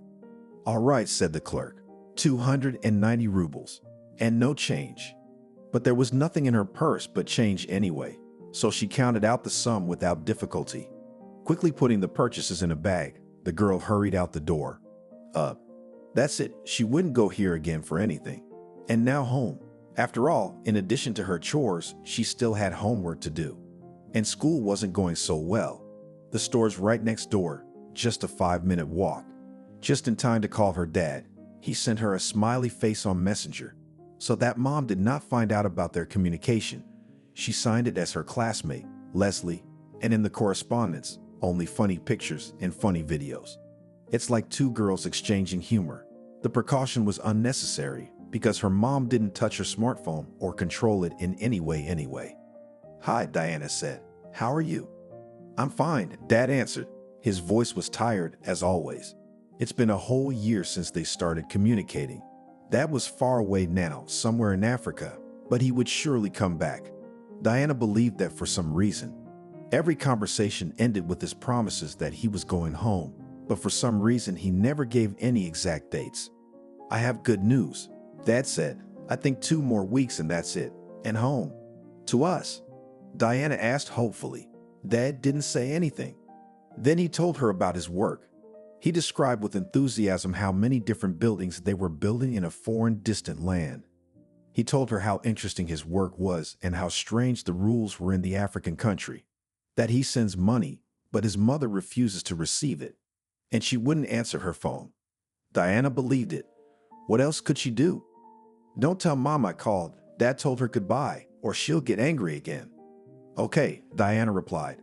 "I'll be back, and then everything will be fine." "I will. Just hang in there." No one knew they were calling each other. Her mom had strictly forbidden her to talk to her father since she was a little girl.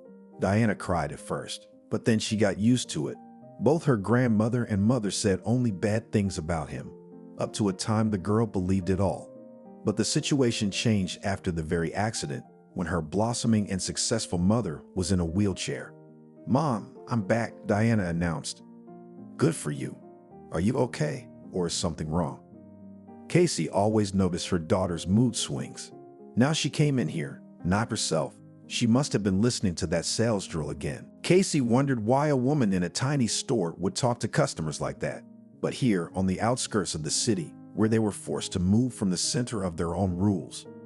Well, Mom, Diane replied, all in all, that's fine. Let's talk about it, Casey suggested. The hardest thing about being a disabled person is the isolation. Not being able to go to work, not being able to pick out your own clothes at the store, not even being able to go to church. And you can't mop the floor or get anything off the top shelf of the closet. You need a helper all the time. Your daughter, the youngest and only one, became your helper. And then Mom got sick, as if she didn't have enough to deal with. Casey felt remorse all the time. She was ashamed of her own helplessness, of the pain that accompanied every movement. It had been 3 years since her accident, and there was little hope of recovery.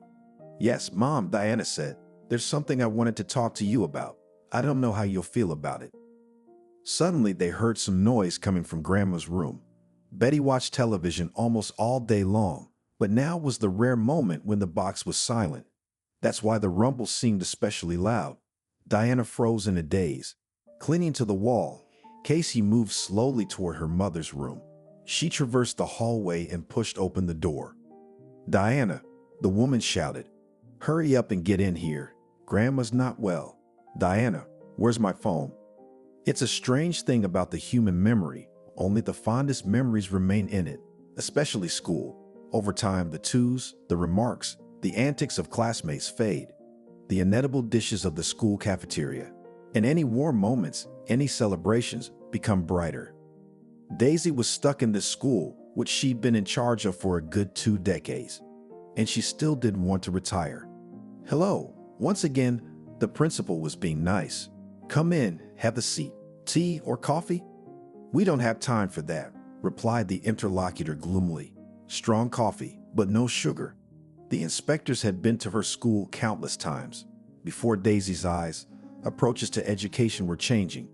From the absolute freedom of the noughties to the total control of the 20s. She'd seen the piercing epidemic, survived the invasion of rappers in oversized pants, witnessed the birth and untimely death of emo. And only one thing remained constant, the constant complaints of the administration. Daisy was nervous. There were too many issues with this Diana and her family. In her quiet school, where only children of ordinary parents attended, hardship was neither liked nor approved of. A third letter had come down from the administration, demanding that they look into the situation and take action. Daisy was hinted that her unwillingness to read between the lines could be seen as incompetence. The child is in a dangerous situation, argued John, a department head in the administration. We could lose the girl at any moment. Don't you agree with me? The principal's intransigence forced the official to come to her school in person. Daisy wistfully recalled the 2 blissful years of the coronavirus pandemic. Remote working, off days, but paid, masks for visitors. And most importantly, no inspections. Alas, the sweet time is over. And now, if an official suddenly wants to visit her, he may not even warn. I can't imagine how a teacher with such a solid experience in work experience doesn't see the problem. The official lamented. It is obvious that the girl needs our help. We work with her every day, the principal assured him. Here, take a look. Inspections, testing, preventive talks. All according to the manual. More coffee? This coffee only makes my heart ache, John replied with ostentatious sadness. Do it again with a little more sugar. And let's not change the subject, please. Daisy took a deep breath. She looked at the official and tried to calculate his age. He graduated from Teachers University at 22 at the earliest. 3 years at least he'd spent as a school teacher. Then he probably worked his way up to deputy. That's another 3 years. Then he spent a long time trying to get through the selection process for a higher position.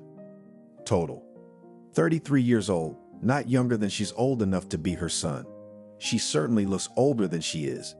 You have outdated information, the official said. I can state with all certainty that the grandmother is not able to look after the child. Why? The principal was surprised. Age is not a judgment, young man. What's that got to do with it? The official waved his hand resentfully. It's something else. She went to the hospital yesterday with a fractured femoral neck. We have, the latest information. What a nightmare, Daisy whispered. Such a fracture is every elderly person's worst dream. You see, John nodded his head. We have to take immediate action. You can't just write it off as some mythical grandmother's care. As you can see, I'm well informed. Daisy sighed again. She would have to call a council and invite both the girl and her mother. She was notoriously difficult to get around. She'd have to bring the matter before the council, hear their opinions. For some reason, Daisy didn't want to make a mess of it. People live their lives. Why bother them? You'd think there weren't any other problem families on her property. One question, she said. Why do you care so much about this family? Is she special? 2 months and the end of the year, before you know it, and you have not removed a single child at risk from the family, answered the official from the administration. But zero, a bare zero in the column. You myopically fail to notice that it's the Stones who are fit to add a 1 to the report. Or how do we explain that gap at the end of the year? So we just don't have those kids, Daisy replied calmly. It's an old neighborhood. Families are few. We've never suffered from a glut of dysfunctional ones. I don't want to hear excuses, the man shouted. Every neighborhood is the same. You're the only one with a 0. Enough, we have to act. John spoke about 1,000 words and drank 4 cups of coffee. Daisy started out as a math teacher and automatically counted everything that happened around her. That made her feel better. She felt sorry for Diana in both a motherly and human way. The entire faculty was aware of her troubled history. Now the absence of her grandmother was added to the ordeal. The principal sighed and pressed the selector button. Elizabeth, she said, prepare the order. We'll be holding a rash Julian council on the Stones. What is today, Tuesday? Let's make it Friday, 6:00 p.m. Diane looked around fearfully. Hospitals always scared her. They were like whole towns with their own enclosed areas. While you figure out where to go while you look at the map, it was scary, but there was nowhere to go. Grandma was waiting. Diana could hardly find the right building. It was the biggest and the tallest. Not a hospital, but a whole metropolis. Now the last obstacle left on the way was a nurse who had to follow instructions. No, children are not allowed either, said the woman in the white coat. I understand that you want to see your grandmother. I can hand you the phone and you can make a video call. But she doesn't know how to use it, Diana almost screamed. From resentment and helplessness, she wanted to weep.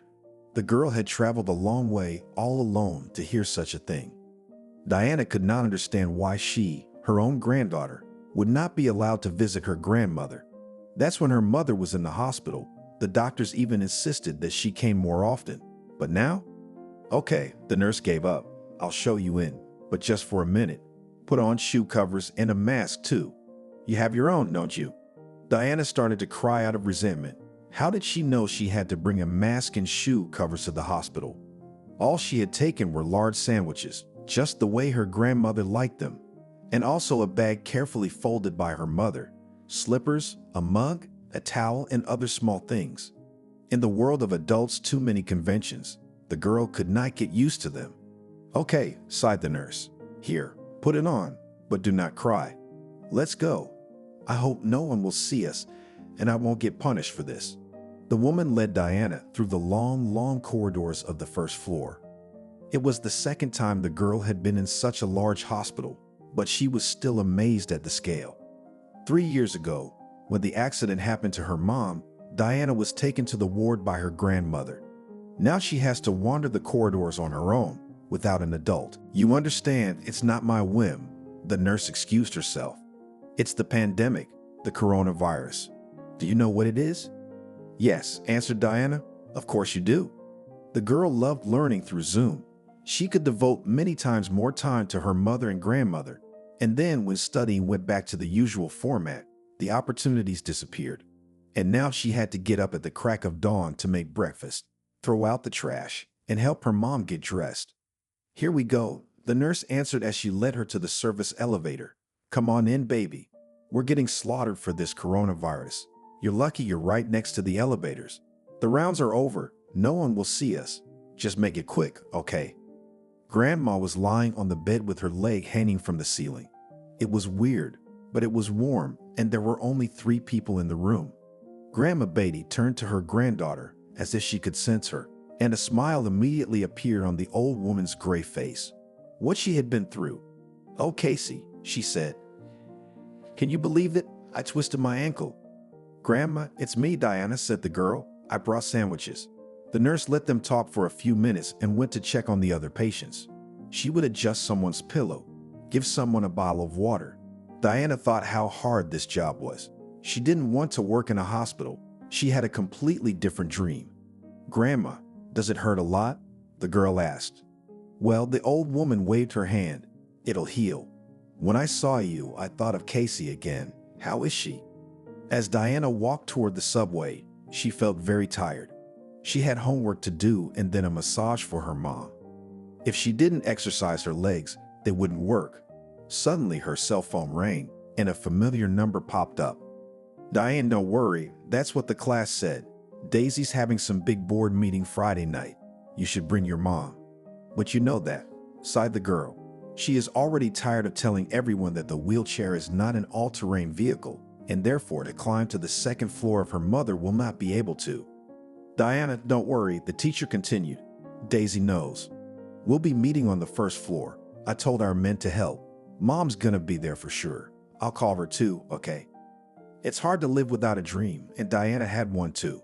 When the girl got off the subway, she suddenly froze in front of a billboard.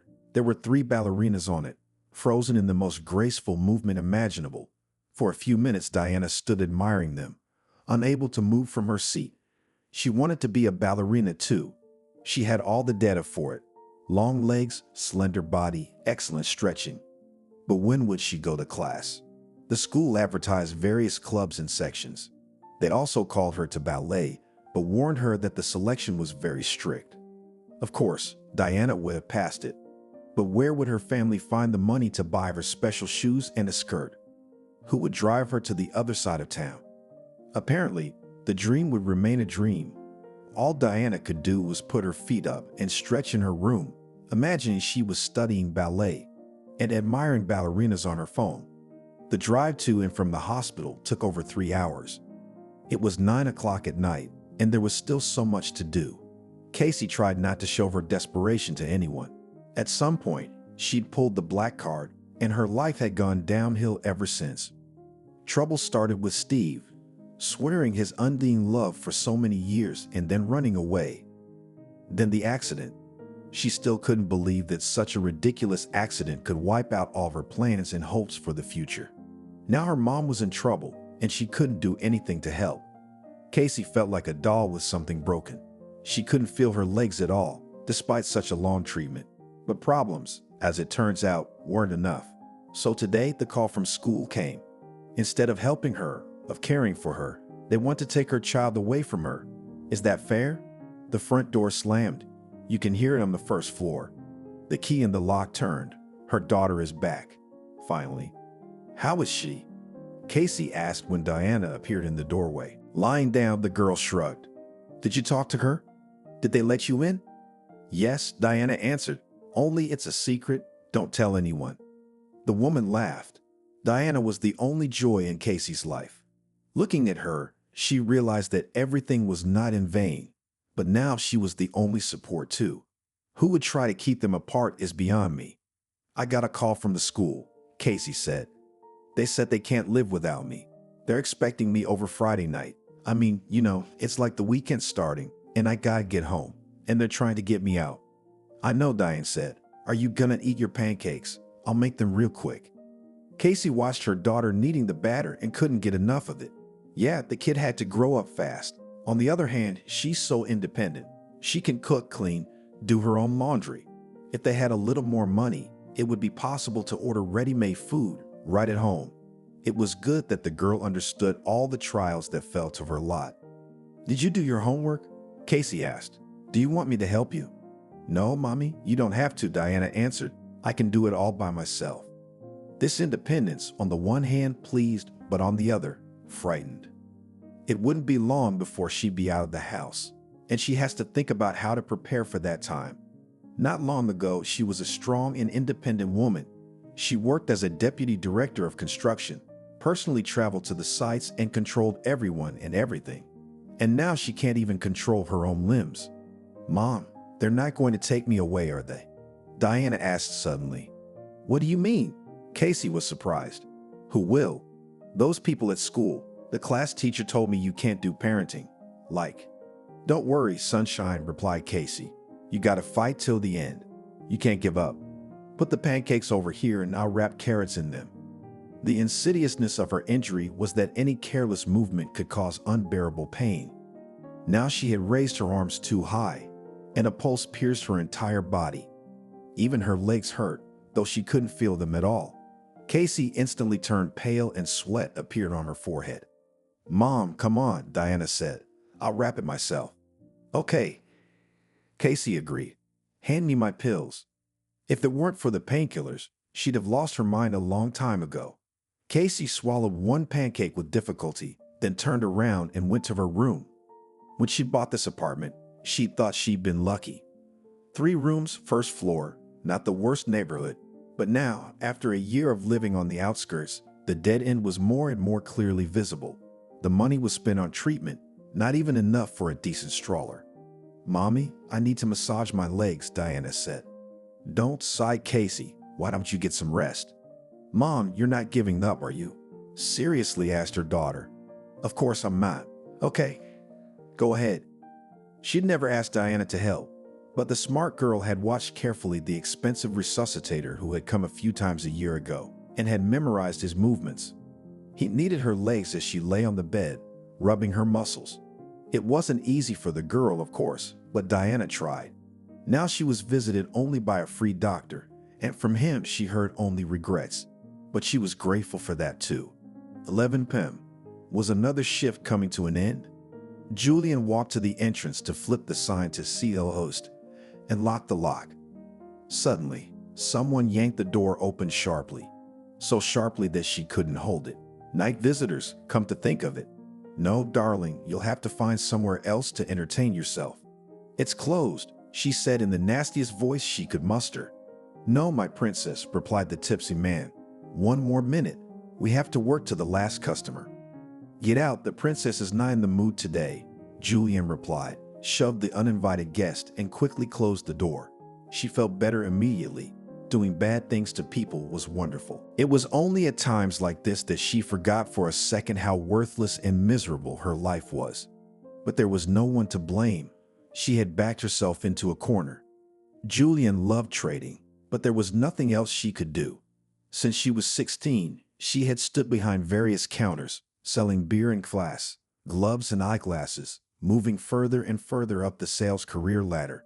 But in this stall, proudly called a pavilion, she was stuck. Why didn't you serve her? A fat man behind her counter asked her reproachfully. She hadn't even noticed he'd come in, quiet as always, just before closing time. How does he manage to do this every time? I'm closed, Julian answered, but in a less confident tone. 11 o'clock at night is closed. I'll give you that closed. Go get him. Come on, Jacob demanded. The sales girl had no choice but to rush to the entrance, open it, and go outside. Outside, illuminated by the streetlights, Julian easily recognized the wobbly figure of the guest. It was not that he had gone far away. Come back, she shouted. The princess changed her mind. She called the man for a long time. He moved slowly, wobbling, but did not even turn around. He only waved his hand, saying, "Leave me alone." Maybe he was afraid she'd beckon him to close the door. Yeah, she's in for a world of hurt. So this is how we pay our debts? Jacob yelled at her when she came back alone. I forgive you for everything, by the way. And you? I'm sorry, Jacob, I'm sorry, Julian said and smiled. She wished he hadn't hit her this time. The old bruises on her face had just healed, and she didn't want to get new ones in their place. Look at me, said the owner and went deep into the receipts. He came every 3 days for the proceeds, trusting no one else to handle the money. I'll forgive it this time, all right. Julian tried to remember where this life had started. Paul, as they say, her common-law husband, had gotten her a job in this pavilion. He himself worked as a loader, and she got a place behind the counter. Ira was naive and stupid at the time. She didn't do accounting at all. And Jacob was different, courteous, caring, polite. She liked everything. The 2x2 schedule, the salary, and the atmosphere. But Paul disappeared one day after a year of working together, and that's when she learned the dreaded word inventory. Jacob discovered a huge shortage of 500,000 rubles. Julian couldn't even believe that such a large sum could be stolen from such a store. But the owner was convinced that Julian and her boyfriend had been stealing his money, and they pinned it on her. Jacob spoke arrogantly. "Thank Paul. Thank your failed husband." The owner fired the second shift, leaving Julian alone in the company of a disenfranchised loader. It didn't stay long and changed shifts almost every month. The saleswoman now kept a close eye on the money from the cash register. She wrote it all down and checked the receipts, but her debt was melting too slowly. In 2 years, Jacob had only written off half the money. She had to work 12 hours at the counter to pay off her debts. Only one day off, Sunday, kept her warm. Then she could come to work not at 9 in the morning, but at 1 o'clock in the afternoon. Kind of like a day off. "Have you forgotten where I got you?" Jacob asked. "Forget my kindness? I could have turned you into the police, you and Paul." "Jacob, come on," Julian said. "It's been so long. You're going to work me and work me and work me. Did you see Paul sneaking money out of the cash register?" "I did, and I didn't say a word. So you were in on it with him." "I haven't forgotten anything." Julian sighed. It was a shame not only to get such a large debt, but also to lose her admirer overnight. He quietly packed up their room and retreated. At least he called her. She changed since then too. "All I had to do was piss off the customers. The only people who come here are those who have nowhere else to go. One time I yelled at an old lady who couldn't find a penny, and it was over. So that Casey could attend the meeting, the principal decided to hold it in the auditorium. This was the only place where a person in a wheelchair could get in without any problems." Looking at the girl's mother, Daisy felt both pity and fear. If it were up to her, she wouldn't have looked at the half-paralyzed woman at all.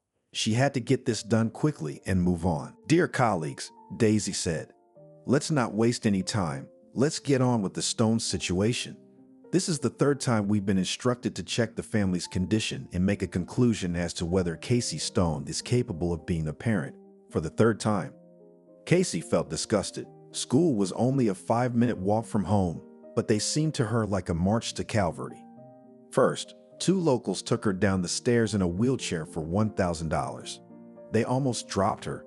Then she was forced up hills and slowed down on descents to get to school. Diana kept trying to help, but she couldn't. A little girl can't handle a big stroller. "We're getting alarming signals," the principal continued. "In fact, Diana Stone has been left to fend for herself. She has to support not only herself, but also, pardon me for being blunt, her infirm mother.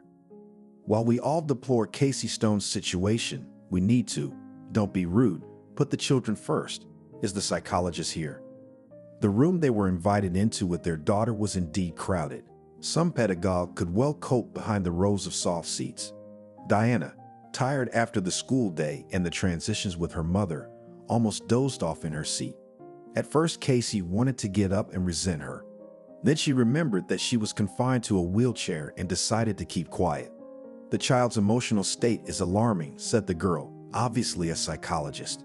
"I conducted a series of tests for anxiety, depression, goal setting." "What are the conclusions?"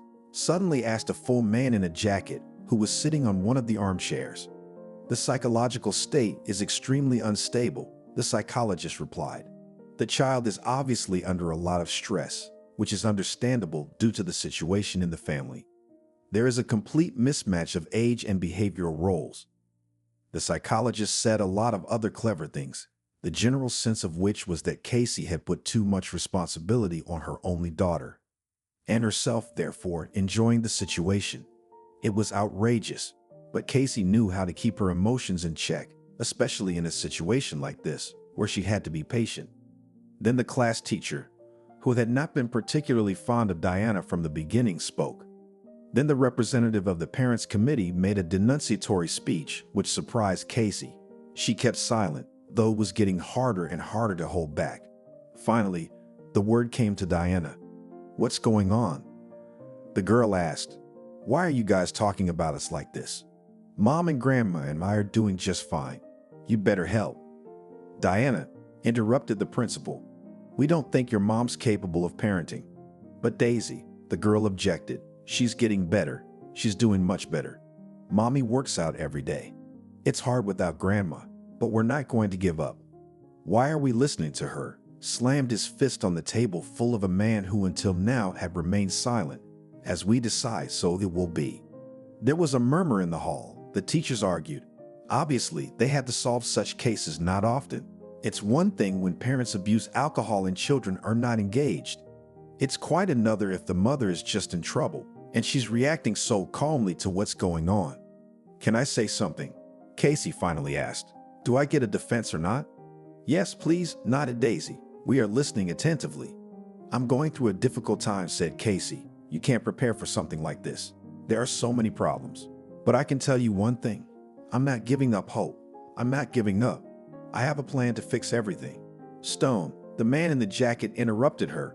You tell us one thing. Are you on those meds right now? Don't make me say that word out loud in front of the kids. No, said Casey. It was getting harder and harder to stay calm. The very drug that you don't want to say it has been out of stock in pharmacies for 6 months. I decided to give it up myself. The man was embarrassed. He was quickly going through the papers on the table in front of him. He rubbed his head with both hands and looked from Daisy to Casey. He opened his mouth to say something, but then he faltered. I'm asking one thing, Casey said, to build on the success. Give us some time. I'll get a nurse. I'll get Diane an assistant. I'll knock on every door to get us help. Who's gonna respect me? Julian replied sharply. Butter to give her through. I've been standing here for 12 hours at a time. I don't even have time to go to the bathroom. Because of the saleswoman's behavior, the line in front of the counter began to accumulate. The small pavilion could hardly fit 10 people. In the evening, there were a lot of visitors, and there might even be a queue. For some reason, Casey wanted to demonstrate her legal awareness. After all, people with disabilities should be served without waiting in line. Why not demand that the slut obey the law? Dear me, she said, I have the right not to stand in line. You must serve me on a priority basis. Come over here and sell me some butter. Only not to stand in line? Julian looked surprised. I wondered why you were always sitting.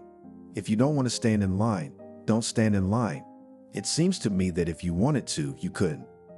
The few customers looked at Casey. She couldn't take it anymore and cried.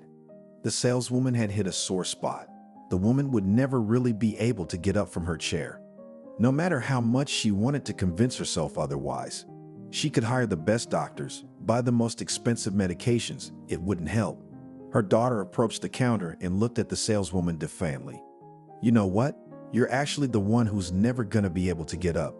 Me? Julian acted surprised. Look, I'm standing. And she took a few steps forward and backward to dispel any doubts. You think you're standing. You're not really standing. You're lying down. At the bottom. At the bottom? Julian asked. The girl who never responded to her barbs as if she were cutting her without a knife. You've given up, Diana said. That's why you're acting like this, and you can't give up. Never. Me? Julian flared up. Gave up? What do you know about it, you little thing? Yes, the girl nodded. I can see you don't like working here. I can see you're like a fly behind a pane of glass, fighting and fighting. My mom's strong. You're not even close. Choke on your butter, we're leaving. The girl turned around, grabbed Casey's stroller by the handles and started pushing it toward the exit. There were claps at her back as the sparse customers applauded. They must not have liked Julian and her jokes either. The saleswoman herself froze with her hand extended toward the refrigerator. The girl's words, harmless at first glance, had hurt her deeply and deeply. Why are we clapping? She said after a pause. I have no flies here, not a single one. Only bees fly to honey, you know. The 7 steps leading to the first floor were her Everest. How do you climb them if your legs won't obey you? Because they were late for a meeting in the store, there were no one willing to help her climb them for a reasonable fee. After the humiliation of the last hour, Casey wanted to show her strength of character. Can you lift the chair? She asked her daughter. Bring it into the apartment. Yes, but... Casey didn't listen to the girl, grabbed the handrail at the wall and started climbing up. It was clumsy, but what can you do? You had to get used to it sometime. There was a flaw in her plan. Once on the platform, she was completely exhausted, and now she had to get back into the chair. Diana couldn't lift her crippled body. She'd already struggled to get the stroller in. "We're out of oil," Casey said, lying on the platform with her head up. She smiled. "Mommy, why did we move here?" the girl asked. "It's not a good place for a handicapped person." "That's right," Casey agreed. "We moved here because Mommy ran out of money. Give me a hand. I'm gonna store my wheelchair." With great difficulty and with her daughter's help, she managed to climb back into the wheelchair. She was sweating from the exertion. Casey had expected her body to respond with pain to such an ordeal. But today her body was responding calmly to all the challenges and hardships. The reason for their move was trivial. When she sold her previous apartment and settled her debts with the bank, there wasn't much money left, and the first floor seemed like a great option to her. "It's just," the man in the jacket started to say, but the principal interrupted him. 2 weeks, Daisy said. 2 weeks to correct the deficiencies. Otherwise, the removal of the child is inevitable. All those in favor. The teachers raised their hands almost unanimously. "Unanimously," said the principal. The board decided to recognize the family as a dangerous situation, to give a period of 2 weeks to eliminate the shortcomings that have been pointed out. "So we're not holding the stones any longer." Help Casey up, out into the hall. "On to other matters, colleagues." "Mom, don't cry," Diana asked as they stood in the hallway. "Don't cry. Come on. You and I have a lot to do. We need to stretch your legs." "Wait," Casey replied, wiping away her tears. "Wait a couple more minutes. I haven't said everything I need to say yet." Just then the door to the school hall opened and the principal came out. She walked quickly, not looking back, but it was impossible to keep up with the wheelchair-bound girl in the narrow hallway. Casey moved nimbly toward her, working her arms vigorously. She must have never been so fast in a wheelchair before. Daisy saw her and tried to change her trajectory, but it was too late. "A word?" asked Casey. The principal tried to walk, but the woman nimbly grabbed her arm. "How can you say no to a wheelchair user? Just a few words." "Okay." Daisy gave in after a brief maneuvering. "I'm listening." "What kind of show is this?" The woman was outraged. "I'm going to complain. I'll go all the way to the top. You will all be fired. Do you hear me?" Surprisingly, the director reacted calmly to the threats. She adjusted her jacket, looked at Casey expressively. "Listen to me, please," Daisy said. "A child should have a childhood. It's not just about her becoming your nurse. It's about you too. You know what this is about, don't you?" It was slow going in the other direction. Casey's arms were tired from the experience, and her palms were blistered. She'd noticed that experienced strollers wore gloves, but for some reason she hadn't. She just hadn't quite gotten used to the idea that infirmity was permanent, and you'd have to live with it. The girl just felt devastated. Teachers so mundanely decided her fate, as if it was a car or another inanimate object. "Look, we're out of oil," Casey said. "It might be a good idea to go to the store. It's on the way." "No need, Mom," said Diane. "There's that evil woman. She'll make fun of you again." "No, let's go," Mom demanded. "Let her say all the mean things to my face, if she has the guts." To get to the store, you had to cross the road and the curb. In front of the pavilion, there was a special lowering of the sidewalk, but exactly on this place, someone had put a huge car that could not go around or around. Diana came closer and looked for a plate with a phone number. Under the windshield was an ironic inscription. "Is my car in the way? Sorry." "Mom, let's go around," Diane said. "No," said Casey. "We could turn around and get in." "Let's try it." The woman must have just lacked the experience of a stroller. For several minutes, she tried to climb the curb, but in vain. Eventually, she moved further down the path and found a low curb that wasn't blocked by a car. These movements had exhausted her and she literally couldn't feel her arms. She needed a break. There was a convenient ramp leading to the store, which Casey overcame with the help of her daughter. Together they were able to get through the transparent door. Inside there were several customers, old men and old women, leisurely comparing prices and looking for the cheapest. "No way." Julian splashed her hands picturesquely when she saw Diana and her mom in a wheelchair. "They're my regulars. It's been a long time since your feet have been here, Queen Mother." Casey thought her daughter's stories about this woman were exaggerations. Now she could see for herself that they were real. The saleswoman kept going, as if in a hurry to tell all the crude jokes she'd made about wheelchair users. Casey was literally dumbfounded by this stream of barbs. "I thought that after our first meeting your feet would not be here anymore," continued the saleswoman, smiling wryly. "Oh, I'm sorry. There are legs, but they're kind of gone." The crude jokes, which she could have just ignored, suddenly echoed in Casey's soul with pain. She wanted to answer so that the saleswoman would shut up, to say everything she thought about the insolent brat who had no one else to take it out on. But I had no strength at all. Even a small line of customers couldn't stop the flow of snide remarks. It was as if Juliana had a second wind. She was both punching out the goods and humiliating her customer at the same time. "Dear," Casey said instead in the calmest voice she could muster, "you can see that this is a person with a disability. I need a package of butter. Show some respect." "Mom, what did you say about a nurse?" the girl suddenly asked, opening the door. "Where are we going to get the money for her?" "That was just a figure of speech," Casey said. "I bargained for 2 weeks. I'll figure something out. Your mom used to have a way with people, you know." The girl sighed. She seemed to be taking the situation more seriously than her mother. It was only now beginning to dawn on Diana that they might be separated. Who would take care of her mother? Who will stretch her legs, cook breakfast and dinner? The girl became very sorry for herself and her mother. "But you cannot give up. You need to think." She just taught the sales clerk, who is 3 times her age, not to despair.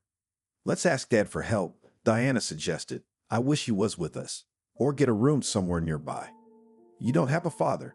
Casey was angry, and her cheerful mood faded. "He left you. He left you. Don't you dare say his name in my house." "But Mom, they won't give up," the girl continued. "They won't give up." Casey thought her daughter needed some kind word of encouragement, to encourage, to help, to participate. But the words just wouldn't make sense in her head. How could she explain that her worthless father wouldn't help her? Not even by crawling to him on her knees. That's exactly what Casey could theoretically do for her daughter. "Tomorrow's the weekend," Mom said. "We'll sit down together and figure out a way out of this. And we have to go to Grandma's house. Can you make it?" "Of course," said the girl. "Go take a break. I'll make sandwiches. I have some inspiration." Of course, the woman was lying. Her arms were very tired after the physical exertion. But she wanted to show herself that she could still do something. That she was a mother, not a burden. With the board on her lap, Casey could cook something, like slicing bread and spreading butter on it. There was only a little bit of it left. It took a lot of effort to stretch it over 4 slices of bread. There was no meat either, so Casey finally chopped up 2 sausages she could reach in the refrigerator. At times the pain receded, and Casey could even hope for the best. And on this night, when her main body wasn't giving her any trouble, it was her soul that decided to suffer. Who was she kidding? She couldn't hire a nurse for herself or a babysitter for her daughter. It's not even that Diana was brilliant at all the housework.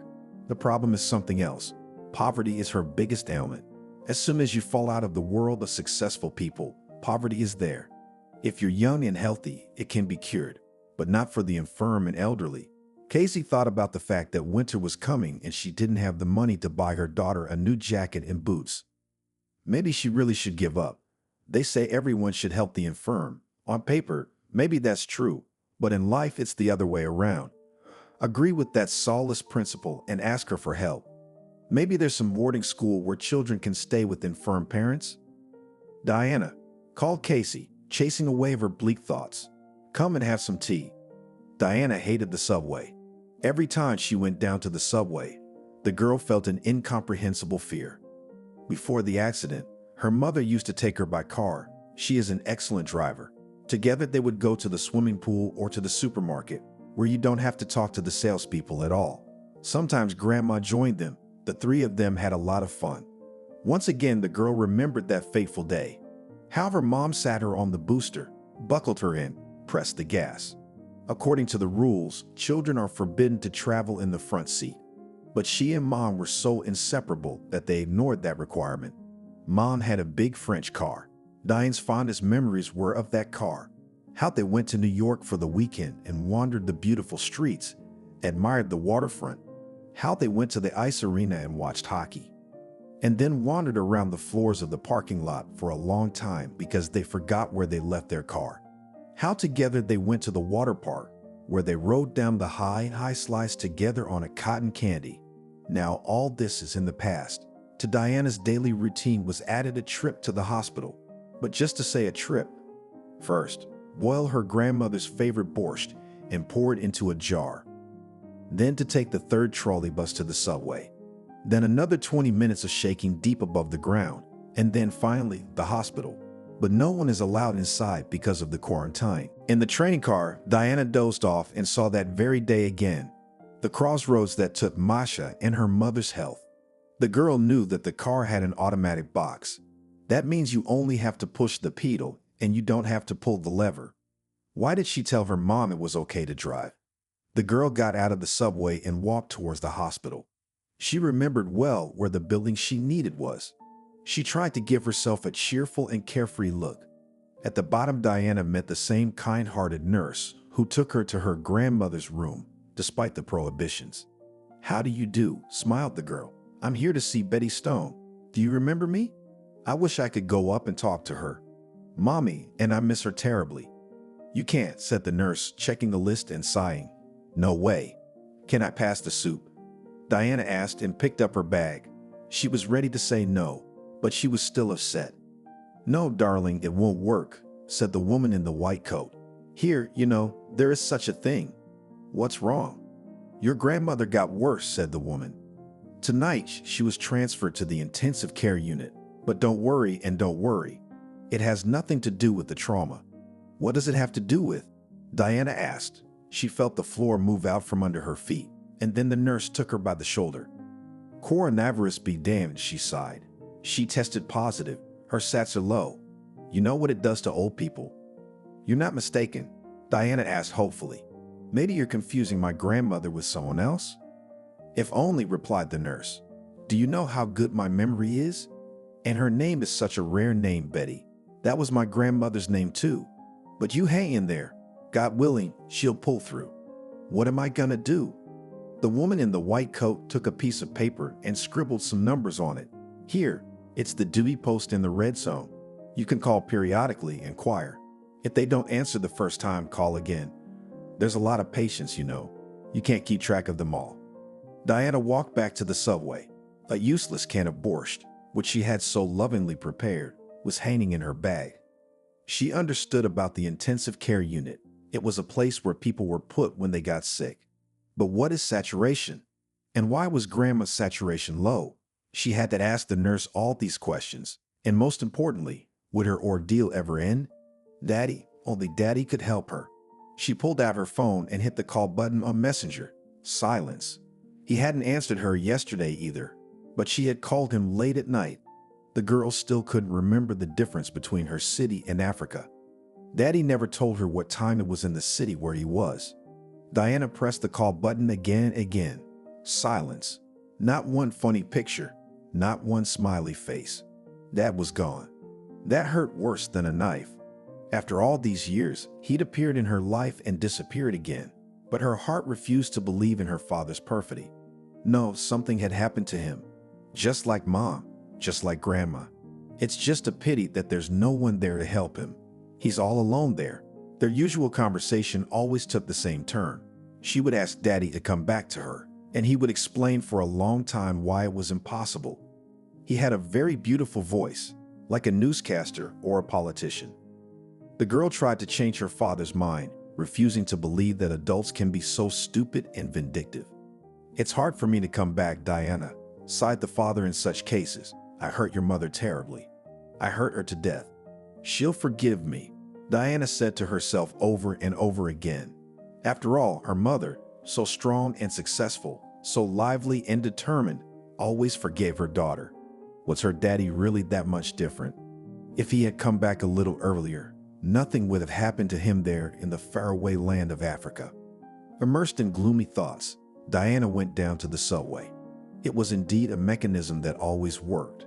The trains underground, like giant toys, kept moving forward, and it seemed to her that these huge, soulless machines didn't care what happened to the occupants. Like the escalators, they would keep moving, no matter what happened outside. Daisy was rewriting her own letter of resignation for the third time. The calculation didn't allow her to resign, otherwise she'd get a regular pension, not a civil servant's, and the difference was enormous. The principal didn't want to be part of the play John was putting on. Removing a child from a family is always stressful. But the Stones' case was special. In her long career as a teacher, she'd seen a lot of troubled families. She was impressed by the mother who left her young children home alone and went on multi-day trips to visit, or a father who for some reason decided that his son should eat sunshine and vegetable broth. In all seriousness, but these were all extremes inevitable in huge cities. The situation of the Stones seemed to demand a very different approach. Not the formal approach that the administration suggested, but a creative one. Raised on ideals, the principal struggled to remember what could have been offered at that time.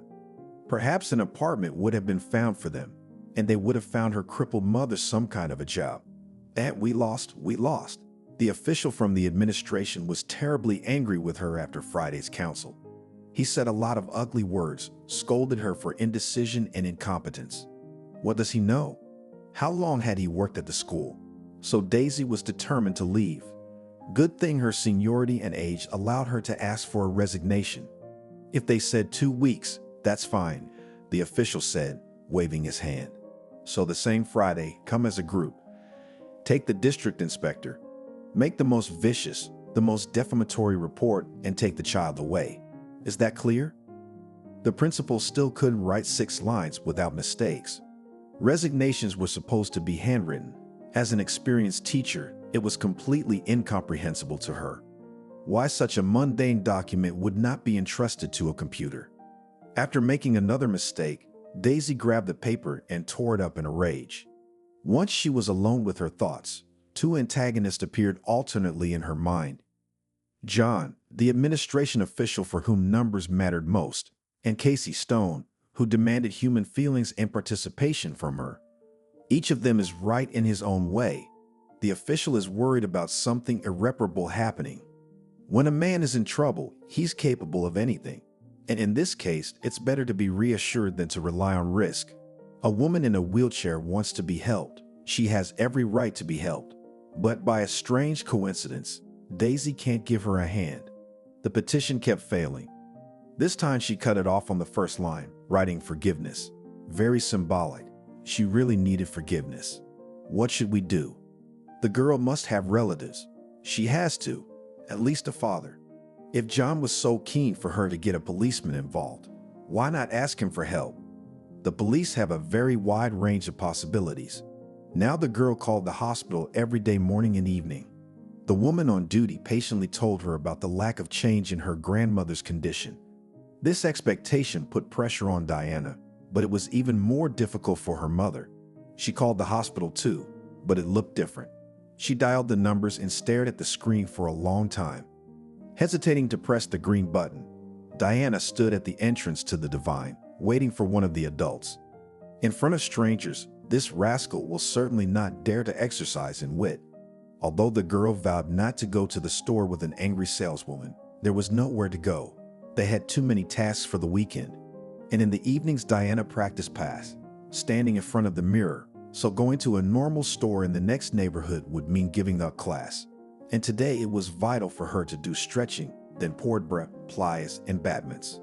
It would help take her mind off her thoughts because of Daddy's silence. She didn't know what to think anymore. After a minute of waiting, some uncle in a long coat walked up. He smiled at her and carefully opened the door. "What, it won't budge?" he asked. "Come in, little girl." When Julian saw the girl at the door, she opened her mouth for another witticism, but stopped herself. It was the first time she'd ever seen a man in a coat, and her cardinal rule was not to attack strangers. She didn't know who he was. Maybe Jacob had sent him to check up on her. Judging by the decent coat, he wasn't from around here. I'll have to bite my tongue. "Come in, I'll serve you," she said as friendly as she could. "And you, girl, don't steal anything." No. The man waved his hands. He took the saleswoman's barb as a joke. "First the girl, or you really need to keep an eye on them. What are you going to buy, little girl?" "Oh, I need a lot of things," said the girl, "and beets and carrots." "Let you first." "No," the man insisted. I'm in no hurry. Do you want me to help you? Satisfied, Diana left the store. What a polite uncle. I wish her daddy was as kind and polite. Her phone rang. Mommy. The girl ran on. Here's the house. It is good that they live on the first floor. The distance to the front door she covered in 2 jumps. Mommy, screamed the girl, running into the house. A wave of heat and dampness hit her in the face, and her feet began to slap as if running on a puddle. Did Mom spill water? Thought Diana. Unlikely. Everything was in the water. The walls, the ceilings, the floor. Her boots were instantly soaked with liquid. Diana, we have to collect it, Mom shouted. Immediately collect. The girl rushed into the bathroom, took a bucket and a rag. But there was so much water that the bucket was instantly full. So she took a scoop and started scooping the water with it. The heavy bucket was so hard to lift to pour it into the toilet. Mom, what's going on? The girl asked. We've been flooded, Diana. Casey managed to find the culprit. She was told over the phone that the faucet in the 4th floor kitchen caused the problem.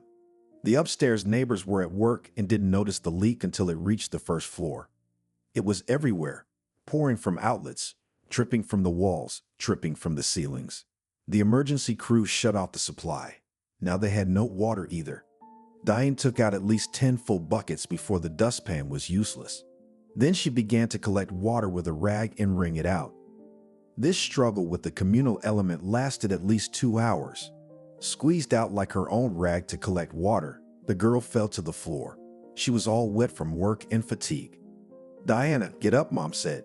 Get up. You have to change your clothes. You'll get sick. I can't, replied Diana. No strength. Come on, daughter. Casey surveyed the damage. The already unpretentious apartment looked like a brothel. Wallpaper was peeling off the walls and ceiling. Door frames were swollen. Turning on electrical appliances was out of the question. So, through the fault of a negligent neighbor, they found themselves in a most depressing situation. Diana finally found the strength to get up. She took off her wet clothes and hung them on the radiator. We should open the windows, Casey said. It'll get the air out faster. Just get dressed first. By 9:00 p.m., the management company came to the apartment. The engineer meticulously described all the damage. Affected the kitchen, the corridor, and grandmother's room. It is closest to the epicenter of the attack. Some of the furniture's in the dumpster. Casey and Diane's rooms were spared. The water just dripped through the floor to them without causing any damage. Don't worry, said the man who identified himself as an engineer. We will definitely help you restore everything, and we'll help you with the furniture. Everything? Diana asked hopefully. Yes, he nodded. We'll wallpaper and whitewash the ceilings. It's our plumber, be damned, who hung the faucet badly. Damn him. Can you start tomorrow? Casey asked. The thing is, I'd love to, said the engineer, but I'm sorry. It takes 2 weeks for it to dry. It can't be sooner than that. It's the law. Casey thought about how laws can only work when they work against her. I strongly disagree with your act, Casey said. We were flooded 2 days ago. Well, you can file an objection. A week after the humiliating council, on a Friday, the delegation showed up unannounced at Casey's house. Diane was at school, and that's a good thing. She would definitely yell at these soulless, heartless women. The committee meticulously inspected the rooms, looked in closets and the refrigerator. 2 women kept marking things in their papers. I wish they'd help, Casey said. How am I supposed to change the wallpaper? I have an allowance of $150. I can barely exist on that money. If you can't do it, if you can't handle it, just say so, her guest told her. The mental strength that had come to Casey not so long ago was again on the verge of exhaustion. The only thing that pleased her was that the pain in her back did not return, even when she raised her arms high above her head. It must have been that after the mental torment, physical suffering was simply impossible. The girl's room was fine, the inspector summarized, but the common areas need urgent repairs. Didn't you hear that? Casey asked. I told you, we're flooded. You go out into the entryway and there's water stains all over the place. I heard, said the woman, but you didn't hear me. We need to get this place fixed right away. Soap, soap, soap, soap. Start over. When Casey was given the report, she began to read it carefully and make handwritten notes, which caused displeasure of the inspectors. She did not leave a single line without caustic remarks and comments.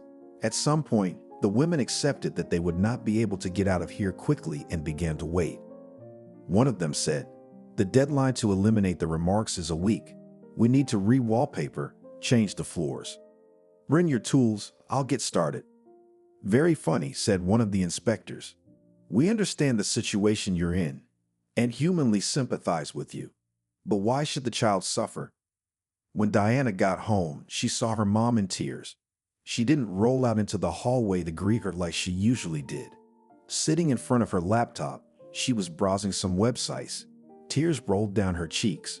"Mom, hi," Diana said, "and I called the hospital. Can you believe it? Grandma's already been disconnected from something." "From what?" Casey asked fearfully. "Is that it?" "I still haven't figured it out," Diana admitted.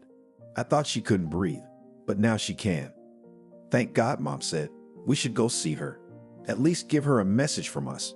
"I'll go tomorrow," Diana promised. "Mom, have you been crying?" "Yes, sweetie." "Mom, but you told me not to give up, that you have to be strong. Have you forgotten?" "No, I haven't forgotten," Casey said, wiping away her tears. "But sometimes it's okay to cry a little. The important thing, my dear, is to stop in time." Diana went into the kitchen. The wooden floor had heaved and now resembled an obstacle course for toy cars. The air was still damp with water evaporating from the surfaces. She made her mother some tea and a couple of cheese sandwiches and brought them into the room. Diana didn't want to eat. "Mommy, you're not going to give me to them, are you?" the girl asked. "No, darling. You and I will always be together, no matter what happens." The week went by quickly, even too quickly. That Friday, Diana decided not to go to school. If it was her last day at home, she'd rather spend it with her mom. Besides, she had never skipped a class. It was time to start. She could take her time, make a simple breakfast, watch TV together. If the weather was nice, they could try to go outside. Diana went to the kitchen, looked in the refrigerator. Not much. There were 3 eggs in the door and 2 mushrooms in the vegetable compartment. She'd also found a couple of sausages and a tiny piece of cheese. She beat the eggs, added the sliced sausages and mushrooms, topped it all with the rest of the ketchup, crumbled the cheese and poured it into the pan. It made a great omelet that tasted like pizza. "I take it you didn't go to school?" Mom asked, eating her breakfast. "No," Diana answered. "I don't feel well." "I understand," Mom nodded. "If the school board comes, they might take you away." "Let's not think about bad things," the girl asked. "You'll still be able to visit me, if anything. Or I'll run away and come back to you." They were silent for a while. Diana put the kettle on the stove. How good it is to have breakfast like this without hurry to talk to a dear person. It used to be like that, but it was her mother, not her, who worked on the stove. Would anyone think of separating them? Suddenly the bell rang. 9:30 in the morning, are they crazy? "Go and see," Mom asked with a smile. On the doorstep stood a young man with a large box. Like a wizard, he rummaged through it, pulled out a package and handed it to her. "Delivery service," the young man replied. "Here, sign here." But we didn't order anything." The girl was surprised. "We have nothing to pay with." "Strange, the address seems to be the same," shrugged the courier. "We don't need to pay. It's a prepayment." "I'll ask," Diana replied and took the box. With it, she went to the kitchen. Her mother was sitting there, smiling strangely. Diana had not seen her so satisfied and even happy for a long time. "Open it," she said. Diana took out the box, lifted the lid. Point shoes, the very real ones, white in color. The girl's hands trembled with excitement. She put them on her feet. They fit just right. She stood on her tiptoes and began to do the movements she had learned herself in front of the mirror. There's not much room in their narrow kitchen. "Happy birthday," Mom said. "Did you think I'd forgotten?" "Oh, Mom, thank you," Diana replied. "I forgot myself. But where did the money come from?" "You won't believe it, daughter," said Casey. "I earned it on the internet. You saw me on my laptop for 2 weeks." It was a real miracle. Diana rushed to the door to thank the courier, but he was already gone. In the window of the first floor was visible as he dragged his box and checked with the navigator. "What a job," the girl thought. "He must be exhausted by evening." "Did you think I didn't know your secrets?" Her mother winked at her. "How can I tell you?" Diana shrugged. "There's no secret. I always wanted to be a ballerina." No sooner had they finished their tea than the bell rang again. It was timid, even hesitant, as if the visitor was hesitant to come in. Casey froze with her mug raised. "Is it really so early?" she asked. "I thought they were coming tonight." "Don't give up, Mom," the girl said. The bell rang again. Diana went to the door and peered through the peephole. She expected to see Daisy, her classmate, and other familiar people, so much for the school not showing up. Instead of a huge delegation, there was a man standing there. Something about his face seemed familiar. She seemed to have seen his picture somewhere before. "Hello," Diana said. "Who do you want?" "Hello," whispered the man and smiled. "Daddy," shouted the girl, opening the door wide. "What the hell is this?" Jacob looked around his store and couldn't believe his eyes. What had his serf done? There was a proud sign on the door, written in marker, "Recount," when had it closed. All the aisles were littered with cardboard boxes with the same marker indicating the type of goods and their quantity. Some with milk, kefir, and cheese were carefully placed in refrigerators. "What the hell is this?" Jacob asked, grabbing Juliana by the sweater. "I'm asking you, what is this?" "Get your hands off me. I'm quitting," the sales girl replied. "How dare you?" The owner was outraged. "Here, take a look," Julian said, and handed him a whole notebook written in her hand. "I've counted it all. There's a shortfall, but it's a tiny 3,000. I put it in the cash register." "What do you think you're doing?" Jacob said. "His whole pavilion is only 50 square meters with the warehouse. That's exactly what he needs to sell alcohol, the basis of his prosperity." Jacob made the most of this modest space. The merchandise is everywhere, in the refrigerators, on the counter, and even in the aisles. But another important part of his success is Julian, whose ex almost drove him into the world. Of course, in the 500,000 he wrote absolutely all the shortages over the years in the store.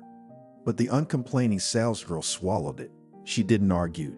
She worked a double shift. "Julian, let's talk." Jacob suddenly turned from anger to grace. "You're supposed to give me 2 weeks' notice. I'll find a replacement." "No, you won't," the salesgirl said. "We have an employment contract with you, remember?" Jacob tried to give the appearance of obeying the law.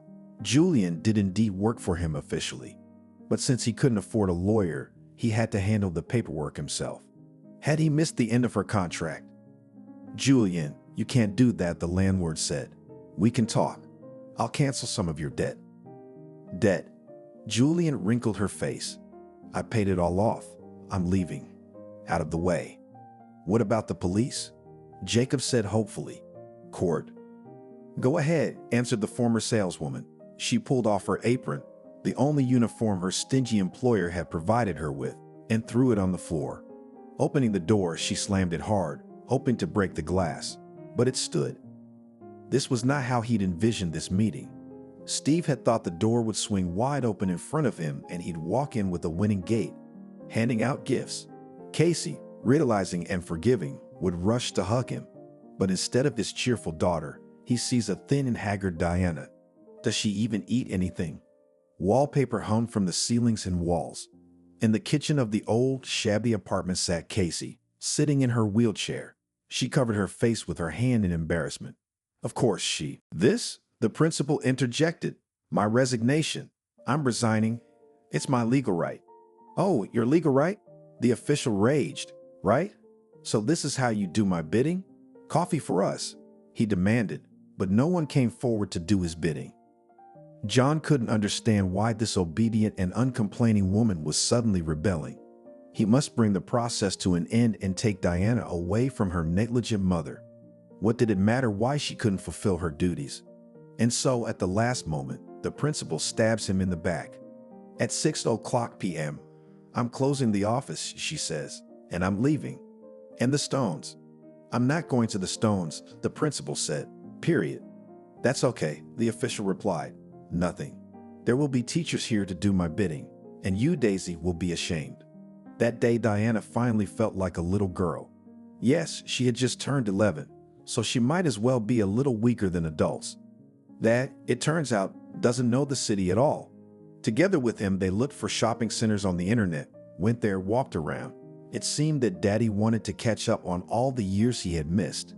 Diana could not relax and constantly looked at the prices, how expensive everything was. But Daddy put his arm around her shoulders and told her it was nothing, that he could afford a lot of things. But the girl still tried to choose things cheaper. "It's a great jacket," she assured her father. "Very warm. It's too short for you." Dad replied, "Take it off immediately." Then there was a cafe where Dad ordered her a small cake with a candle. The animator sang congratulations to the whole shopping center, and the visitors clapped her from the tables quite sincerely. They didn't get home until the evening. Diana was happy. She had not been given so many presents for a long time. "Is it all true?" There was a noise in the entrance. The girl recognized a familiar voice. It seemed to shout psychologists from school. Around her gathered a whole delegation, which was cramped in the corridor of an old panel house. But the mother, sitting on a wheelchair, steadfastly held the defense. "And I'm telling you that she's not here," she said irritably. "She's out walking, and I won't let you into the apartment." "Then I'll call the police," the psychologist replied, "and they'll take you to the police station for hiding your daughter from us." "I'm not hiding from anyone," said Diana. "Hello." "There she is," the psychologist said cheerfully. "Let's get a report. Let's take her in." Steve felt afraid. Where were they going to take his daughter? He came back to her after all these years to lose her all at once. He took a step forward and covered Diana with his large figure. The educators looked at him in surprise. "Who are you?" one of them asked. "I am the father," he answered. "How dare you?" Casey shouted. "We are a well-to-do family." "Woman," said the psychologist arrogantly, "if you bring a man home, it doesn't always indicate well-being." "This is my husband," said Casey. "Passport," the psychologist demanded. Steve pulled out a document and held it out to the delegation. Each member of the delegation, in turn, examined his passport. After a long journey, the appearance of the document left much to be desired, but the page with the stamp of marriage registration and the birth of a child had been preserved. "I don't understand anything," the psychologist stretched out. "How did we miss it?" "But I understand everything," Steve said and grabbed his passport. He suddenly felt strong. "Get out of the way, can't you see? The child is tired and wants to rest." The man moved the school delegation, as it seemed to him, with a slight movement of his hand. In fact, they parted on their own. Steve let Diana go through, glanced over his shoulder. He was about to close the door, but then he thought it would be polite to be polite. "We're a normal family," he said. "We are. Just leave it alone, that's all. Be happy." Used to be so strong, so powerful and independent. Life had taken its toll on her. Steve held out to her in embarrassment the bouquet he'd bought at the train station. Bright red roses, just the way she liked them. "Here I am," he exhaled. "I'm back."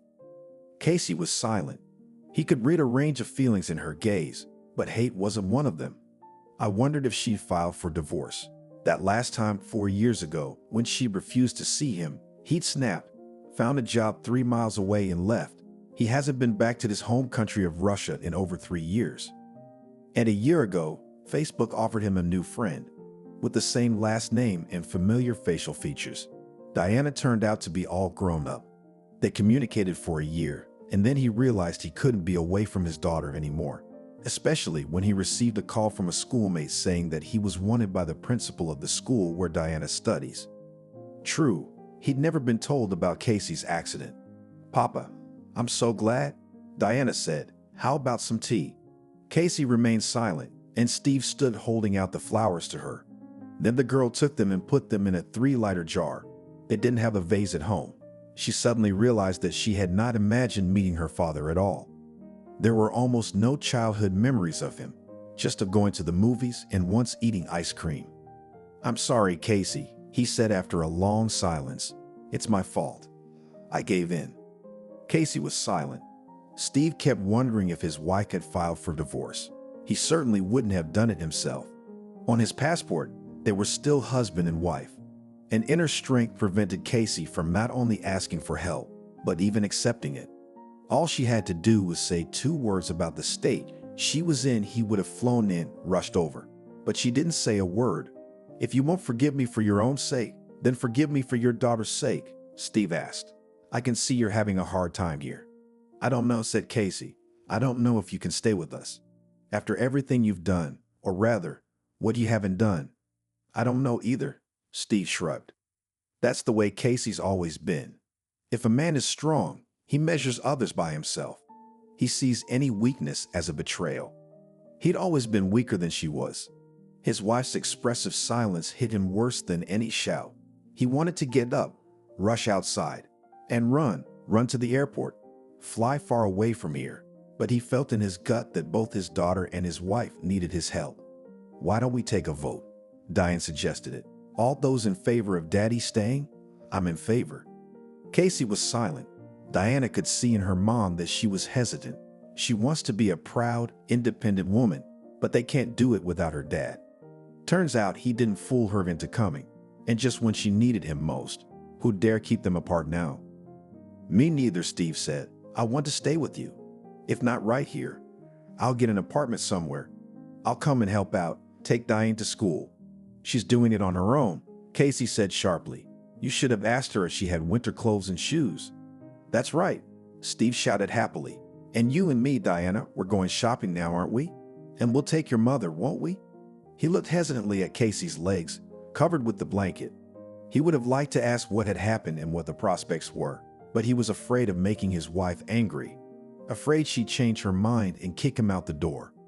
If she wanted to, he hastened to add, You two go, the woman said. I'll allow it. I've got things to do here. Daisy was determined that the play called removal of a child from a family would go on without her. She hasn't returned calls from administration officials. She sent her letter of resignation by courier. She has every right not to visit the girl and not to tear her from the arms of her loving mother. Really, there's nothing else the principal can do. No, she's asked not to let anyone in, the receptionist said. Daisy is very ill. Out of my way. The authoritative voice was John's, of course. He swung open the door to the headmaster's office and entered regally. The principal really wasn't well. The official weighed her application, holding it up with 2 fingers in a squeamish manner. Look what Daisy's been up to. Explain, John demanded. What is this?